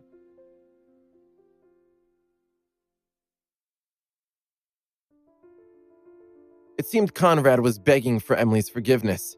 He knew that she was Cameron's daughter, and anyone who dared make her unhappy would face the wrath of the entire family. He had good reason to be afraid. He was terrified of angering her in case her father found out, knowing he would be punished severely. Sven and Kendall could see that Conrad was begging Emily for forgiveness, and they couldn't work out why. Emily looked at Conrad suspiciously, sweat dripping down his face. Seeing that he was so scared, she didn't say anything to him. She turned to look at Rio, lifted her foot, and kicked him, saying, "Nice try, but you can't fool me. You're still too young and inexperienced." "I know I'm not as smart as you," Rio replied. "But that man really did step on me just now, and he didn't even apologize." Conrad quickly lowered his head and apologized. "I'm sorry. I really didn't see you. I'm very sorry." "All right, that's enough. Go and change your clothes," Emily ordered. Conrad let out a sigh of relief and left as quickly as he could. Kendall and Bjorn were stunned and tried to figure out what was going on. "Anyway, why are you guys here? Whose wedding are you attending?" Emily asked, looking at both of them. "I don't know. I was just told it was Ash's wedding," Giacomo replied. "Me too," Bjorn added, nodding. "Yes, we're here to attend Ash's wedding and broaden our horizons," Sven explained. "Oh, that's right. You're here to get to know Ash," Emily muttered. "But why are you sitting outside? This place is so boring. Go and sit inside. There's a lot of delicious food in there today." "No thanks," Sven replied, waving his hand. "We'll wait here for our families. We won't be going in." "We can't go in there," Bjorn confessed. Emily looked confused. "Why not?" "Because we don't have invitations." "I don't think you need an invitation," Emily stated. "Now that you're here, you might as well go in and have some food." But as she looked around, she realized there were lots of other people sitting in the lounge, all children of the guests who had gone in to take a look at the grand show. "Follow me," she ordered, grabbing Rio's collar and gesturing for the boys to follow her as she walked toward the door. Sven and Kendall were unsure of what to do, but while they were hesitating, Bjorn and Giacomo had already caught up with Emily, so they quickly joined them. Along the way, they saw a few people who knew them, and they discussed their strange behavior. "Isn't that Sven? He's been in the same circle for many years, so how can he be so ignorant about the rules?" "Yeah, Bryn and the others are all sitting over there, but he seems to think it's okay for him to go in. He must really think his family is something special. And Kendall is going in too. What makes him think he can get away with that? They can't get in. The 6 guards at the door will definitely stop them." The people who were talking were all of a similar status to Sven, so they had no idea who Emily was. Even people like Conrad only knew the very basics about her, and yet, she still terrified them. As the group approached the door, Kendall became nervous, thinking about how embarrassing it would be if he were stopped. But to his surprise, the guards didn't even look at them and completely ignored them. They even smiled at Emily. They all walked straight in and were greeted by the sight of the lavish banquet hall. There were many people inside, and with a quick sweep of the room, Kendall and the others could tell they were all the most distinguished guests. Bjorn couldn't believe how easy it had been for them to enter the room, and he was delighted. Looking around, he soon spotted his parents. He wondered why they were sitting in the back row and thought about going to join them, but then he hesitated. "Come on, why did you stop?" Giacomo and the others asked, almost walking off without him. "I'm coming," he replied, rejoining the group. They weaved through the crowd, passing many rich and influential people. As they continued deeper into the room, they saw many of the older heavyweights. Sven and Kendall's legs were trembling, knowing they had to be on their very best behavior. "You can all sit here," Emily announced, leading them to an empty table. "Have as much food as you want. I have to go and sit with my parents, but I'll meet you later. Okay?" "The 4 of us are going to sit at the same table?" Sven asked, his heart filled with trepidation, worried about what others might think of them. "Emily, aren't you going to sit with us?" Bjorn asked, hoping she would join them. "No, you guys stay here. I'll check on you after dinner. Oh yeah, and don't go over there," she warned, pointing to the other side of the crystal platform where some members of the Cloud Water sect were sitting. "That's where Jim and Patricia's people are. They're all really strong and could crush you with a sneeze." "Got it. We definitely won't do anything stupid," Kendall stated. "Good," Emily replied. "Then I'll take Rio back now because Chase is still waiting for me." Sven nodded politely, thinking about what an extraordinary young lady Emily was. To be able to brazenly walk into the room, and even arranged such a high-profile dining table for them made him wonder how powerful she really was. Then Emily grabbed Rio and walked toward a table on the other side of the room. Many people had seen her arranging the table for her guests, but they didn't say anything about it. They all knew that Emily was Cameron's beloved daughter. Although she was still a young girl, her status and identity sometimes seemed even higher than his, something that had probably been Cameron's doing. Bertrand and Spencer were both shocked when they saw the boys. "What are they doing in here? How did Kendall get in?" They grabbed their phones and sent a message to find out what was going on. When they found out that a classmate of Bouillon's, who was also Giacomo's friend, had arranged a table for them, they couldn't believe it. They wondered if it might be a good opportunity for them. Bertrand looked at their table's strongest person, Christoph, asking, "Do you know a girl called Emily?" "I do," he replied, which pleased Bertrand. After hesitating for a bit, he stood up and walked over to Christoph, whispering, "Can you tell me who Emily is? Would that be okay? Please forgive me for speaking bluntly, but with your status, you don't need to know about her," he replied. "You're from the gas lamp quarter, so it doesn't have anything to do with you." "Okay, but Emily just brought Bouillon and Giacomo over to the dining table," Bertrand explained. "Is that your son?" Christoph asked in surprise. "How does he know Emily?" "They're at school together and are friends," he explained. Christoph looked over at Bouillon and the others. "So that's how it is. They're truly blessed to know someone like Emily. I can't tell you much more about her, but maybe your son and his friends will be able to explain it to you one day. What I will say is that this could be a blessing in disguise." Bertrand nodded and thanked him for the advice before returning to his seat, deep in thought as he stared at his wine glass. Christoph muttered to himself, "It might be okay for them to be friends, but if that boy crosses the line, he'll be in big trouble. Her father has a serious temper.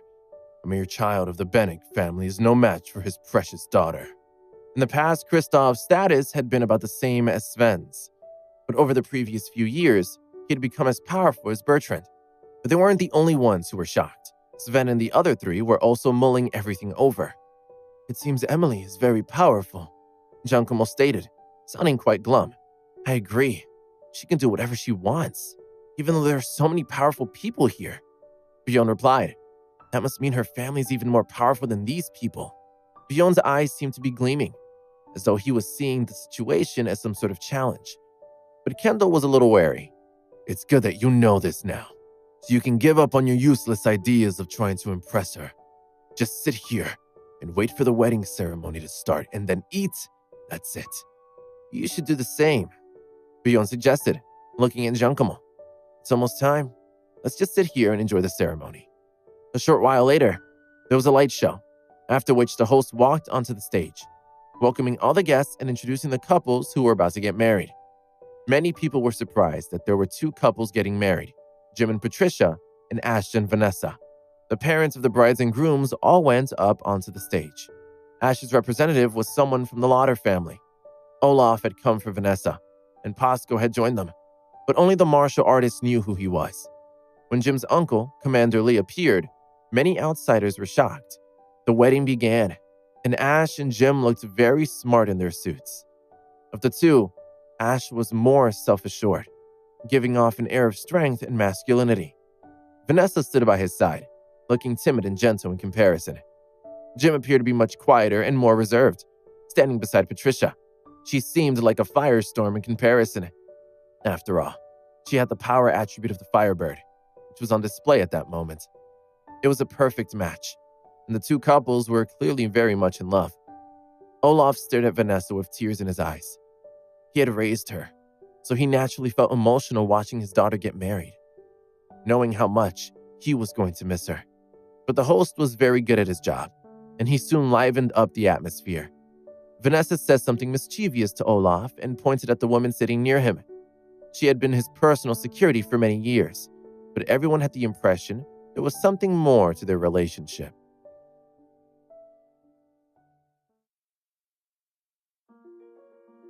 After the ceremony, the meal was served. Wayne Long brought out the first dish himself, and his team of servers quickly followed him.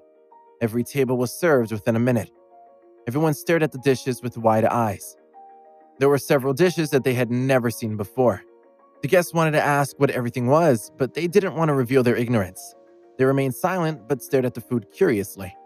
The various aromas brought smiles to their faces. Miguel sat down at a table and stared at the dishes in front of him. One of the guests seated at the next table turned to him. "You've known Cameron for a while. What are all these dishes?" "I've never seen anything like them before." Everyone stared at Miguel, eagerly awaiting his response. He froze when he saw everyone's eyes on him. He didn't want to reveal that he had no idea what any of the dishes were, but he knew that he had to say something. He smiled. "Thanks to my long-lasting relationship with Cameron, I'm familiar with a lot of them. I don't want to spoil the surprise for you, but I'm sure that you will enjoy them. They're all made from the finest ingredients. It's no exaggeration to say that a lot of the ingredients are priceless. They're very rare." A few people nodded in appreciation. They still didn't know what the food was, but they were thrilled to be served rare cuisine. Everyone was curious, and another guest asked Miguel about the dishes. She pointed at a few of the plates on her table. "Have you had these dishes before at New Moon Mountain's restaurant?" Miguel had dined at New Moon Mountain several times, but he had only been there for dinner. His schedule didn't allow him to have breakfast or lunch there. Still, he had tasted some of the finest ingredients in the world. He still didn't want to admit that he didn't recognize anything that Wayne and his crew had brought out. He smiled faintly. "I've eaten there a few times. Everything there is exquisite." The woman sighed. "It's too bad that there aren't any more memberships.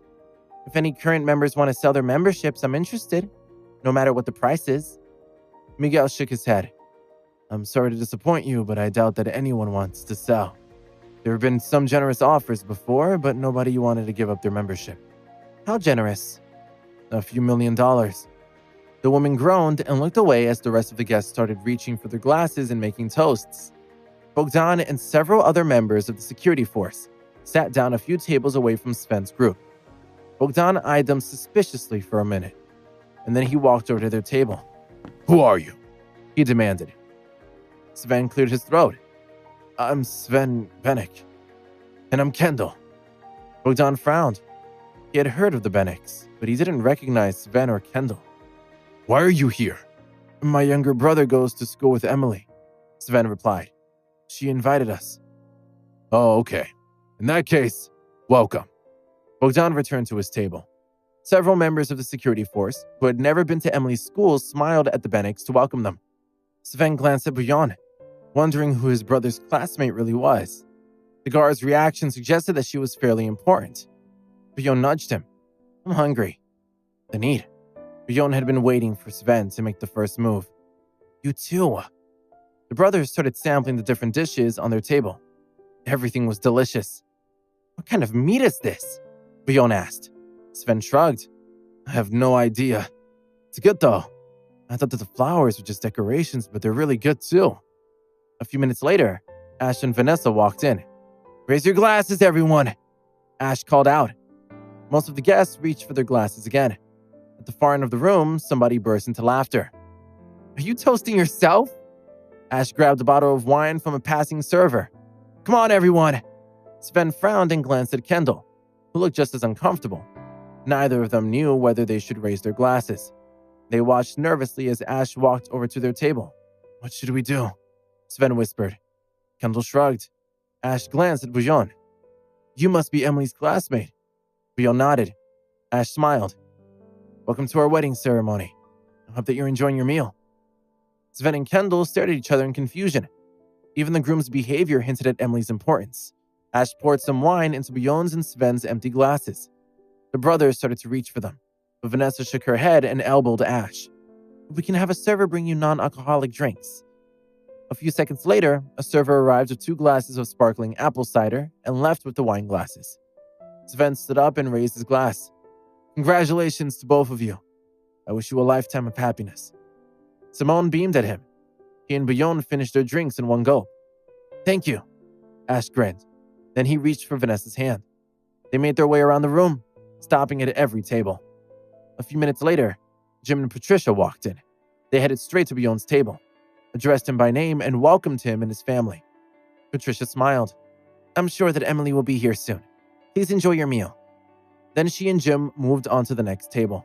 Sven and Kendall both broke into a cold sweat. When everyone at their table was done eating, Emily and Rio ran in. Kendall caught Sven's eye and pointed at Emily. Sven looked up and watched as Rio and Emily made their way to his table. Rio glanced up at Kendall and Sven. "Let's go outside and play." They both ignored him, considering themselves far too mature to play with a young child. Emily shrugged and turned to Rio. "I'll play with you. Come on, let's go." Sven watched as she and Rio headed toward the door. He tapped Kendall's arm. "You should report what happened," he whispered. Kendall nodded, and then both of them hurried across the room. They sat down next to Spencer and Simone. Kendall spoke first. "It sounds like Emily is pretty special. A man approached us and wanted to know why we were here. When he found out that Bujon was Emily's classmate, he and his companions welcomed us. Ash and the other couple did too." Spencer's face turned serious. "I know a little bit about Ash. He was part of an underground organization with Mickey Fang. They eventually formed a security force.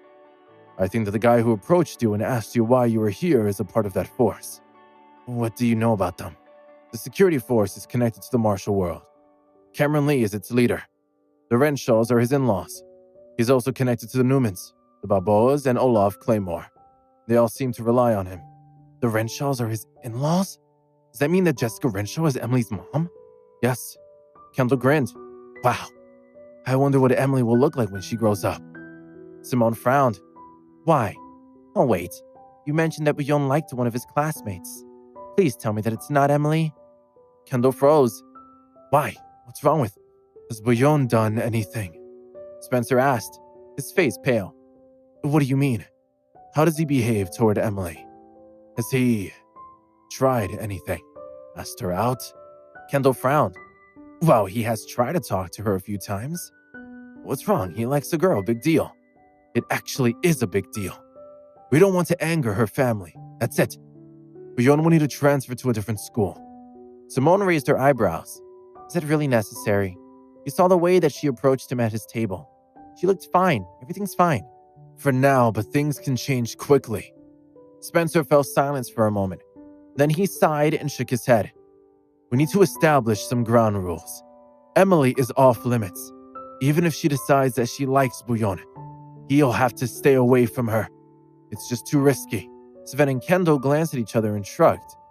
The guests finished their meals and started saying their goodbyes. Cameron went outside to find Emily. "It's time to go." She nodded and followed him back inside. She waved at Sven and Bjorn. "I have to go now. I have something important to do." "Martial arts?" Bjorn asked. "Yes." Emily smiled.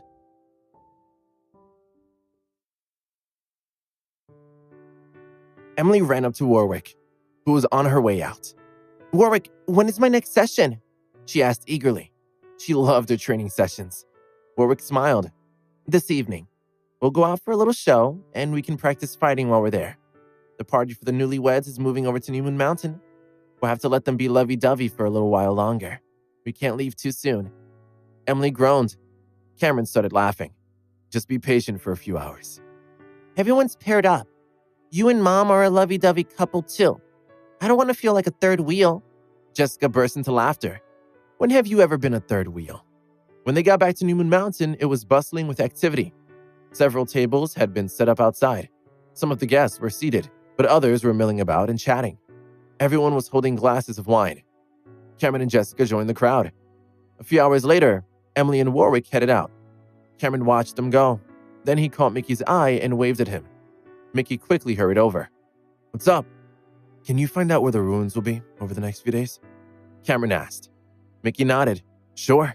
Are you thinking of taking Emily there?" "Maybe, but just for a little tour." Mickey grinned. "Of course." When he was gone, Cameron turned to Jessica. "This time, we can think of it as a family trip. We can just enjoy the scenery." Jessica frowned. "That sounds nice, but I've got a few things to do. I need to film a commercial in the next few days. Why don't you and Emily go? I'll join you the next time." Flora glanced at her. "You don't have to do the commercial. I can turn it down. If you really want to do it, I'm sure that you can postpone it for a few days." "Thanks, but I don't want to put it off, especially since we're supposed to get started in just a couple of days. I don't want the company to think that I'm a flake. There are plenty of ruins out there." Flora grinned. "Okay, I would like to go," Zoe announced. "I've got some free time. I would love to have a look at the ruins." "What are you talking about?" Michael growled. "Don't you and Brian have more important things to do right now? I think that you should stay here." If you're referring to cultivation, then you should know that it's Cameron's fault. Ever since he showed Brian his technique, Brian has been stuck. Don't blame us. Michael rolled his eyes. He knew how strong-willed his daughter was. Don't make excuses. I'll give you 3 more years. Half an hour later, Mickey returned. What have you learned? Cameron asked. There are 3 different ruins, and they all open at different times. The first one opens tomorrow morning, and the other 2 will open in a few days. The one that opens tomorrow is in a forest near White Sands Bay. It's only accessible to dispersing forces. The last one to open will be accessible to all martial artists. Thanks. We'll head to White Sands Bay tomorrow. What time should I schedule the flight for? Cameron waved his hand. We won't need a plane. He was planning on using his own flying skills to get to the bay. He was looking forward to spending some time with Emily. But he also knew that if he didn't take her with him, then she would have to stay with Warwick.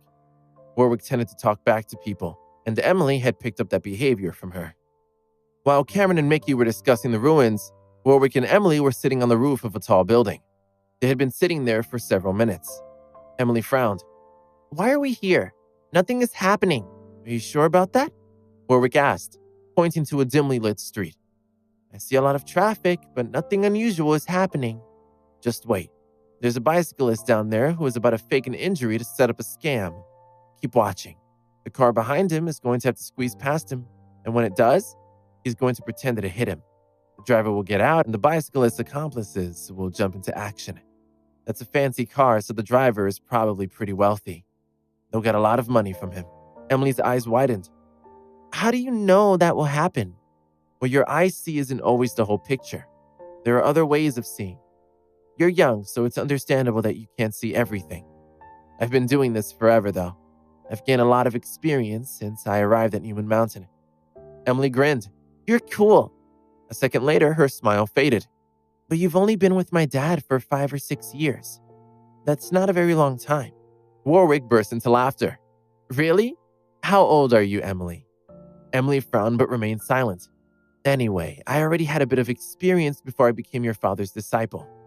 I was pretty fierce, actually, and I defeated a lot of talented warriors. Everyone was afraid of me.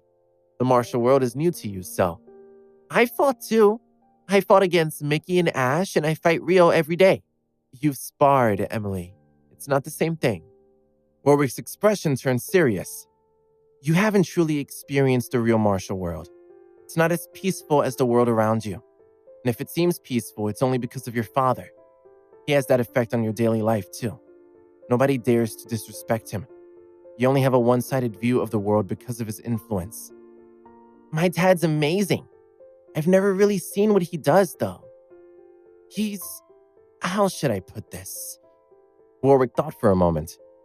He has no equal. He's invincible. Invincible? Yes. As you get older, he'll start taking you with him on his trips. He'll give you whatever you want. You get special treatment. You always have. You're the only person in the world who gets it. My mom does too. That's different. Your parents have a love that makes other people jealous. But you're his daughter. He dotes on you. Your mom does too. Emily snorted.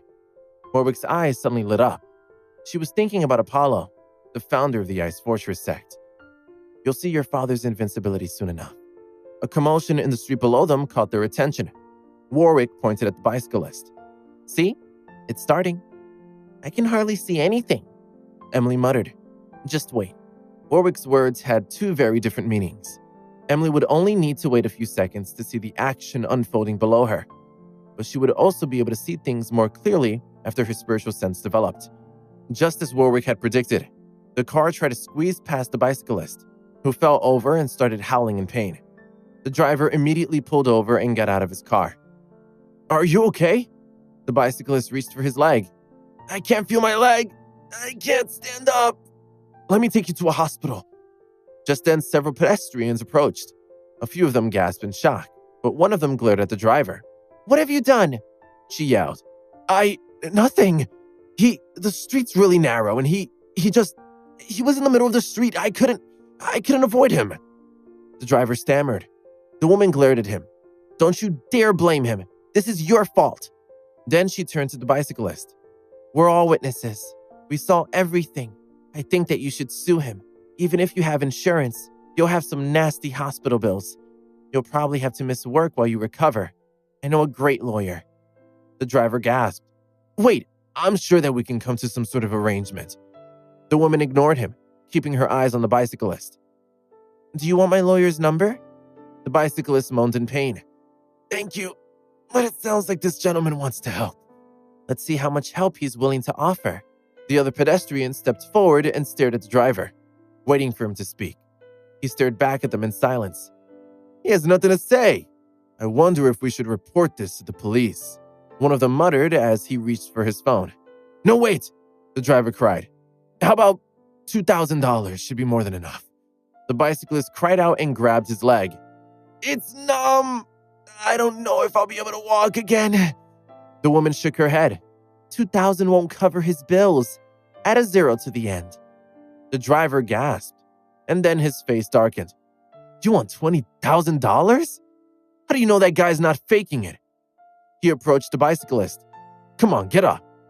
Everyone reached for their phones. The driver froze. "Very well," he muttered dejectedly.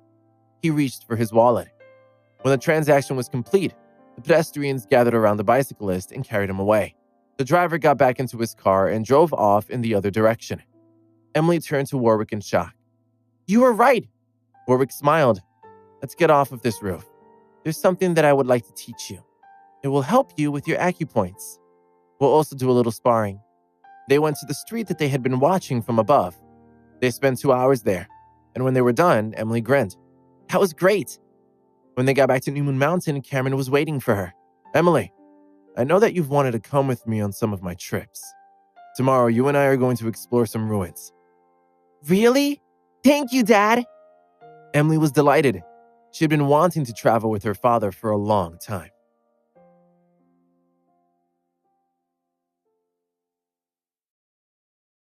Thank you for listening to A God Among Men. Please subscribe to The Story Thief to get instantly notified on new episodes. And stay tuned for more.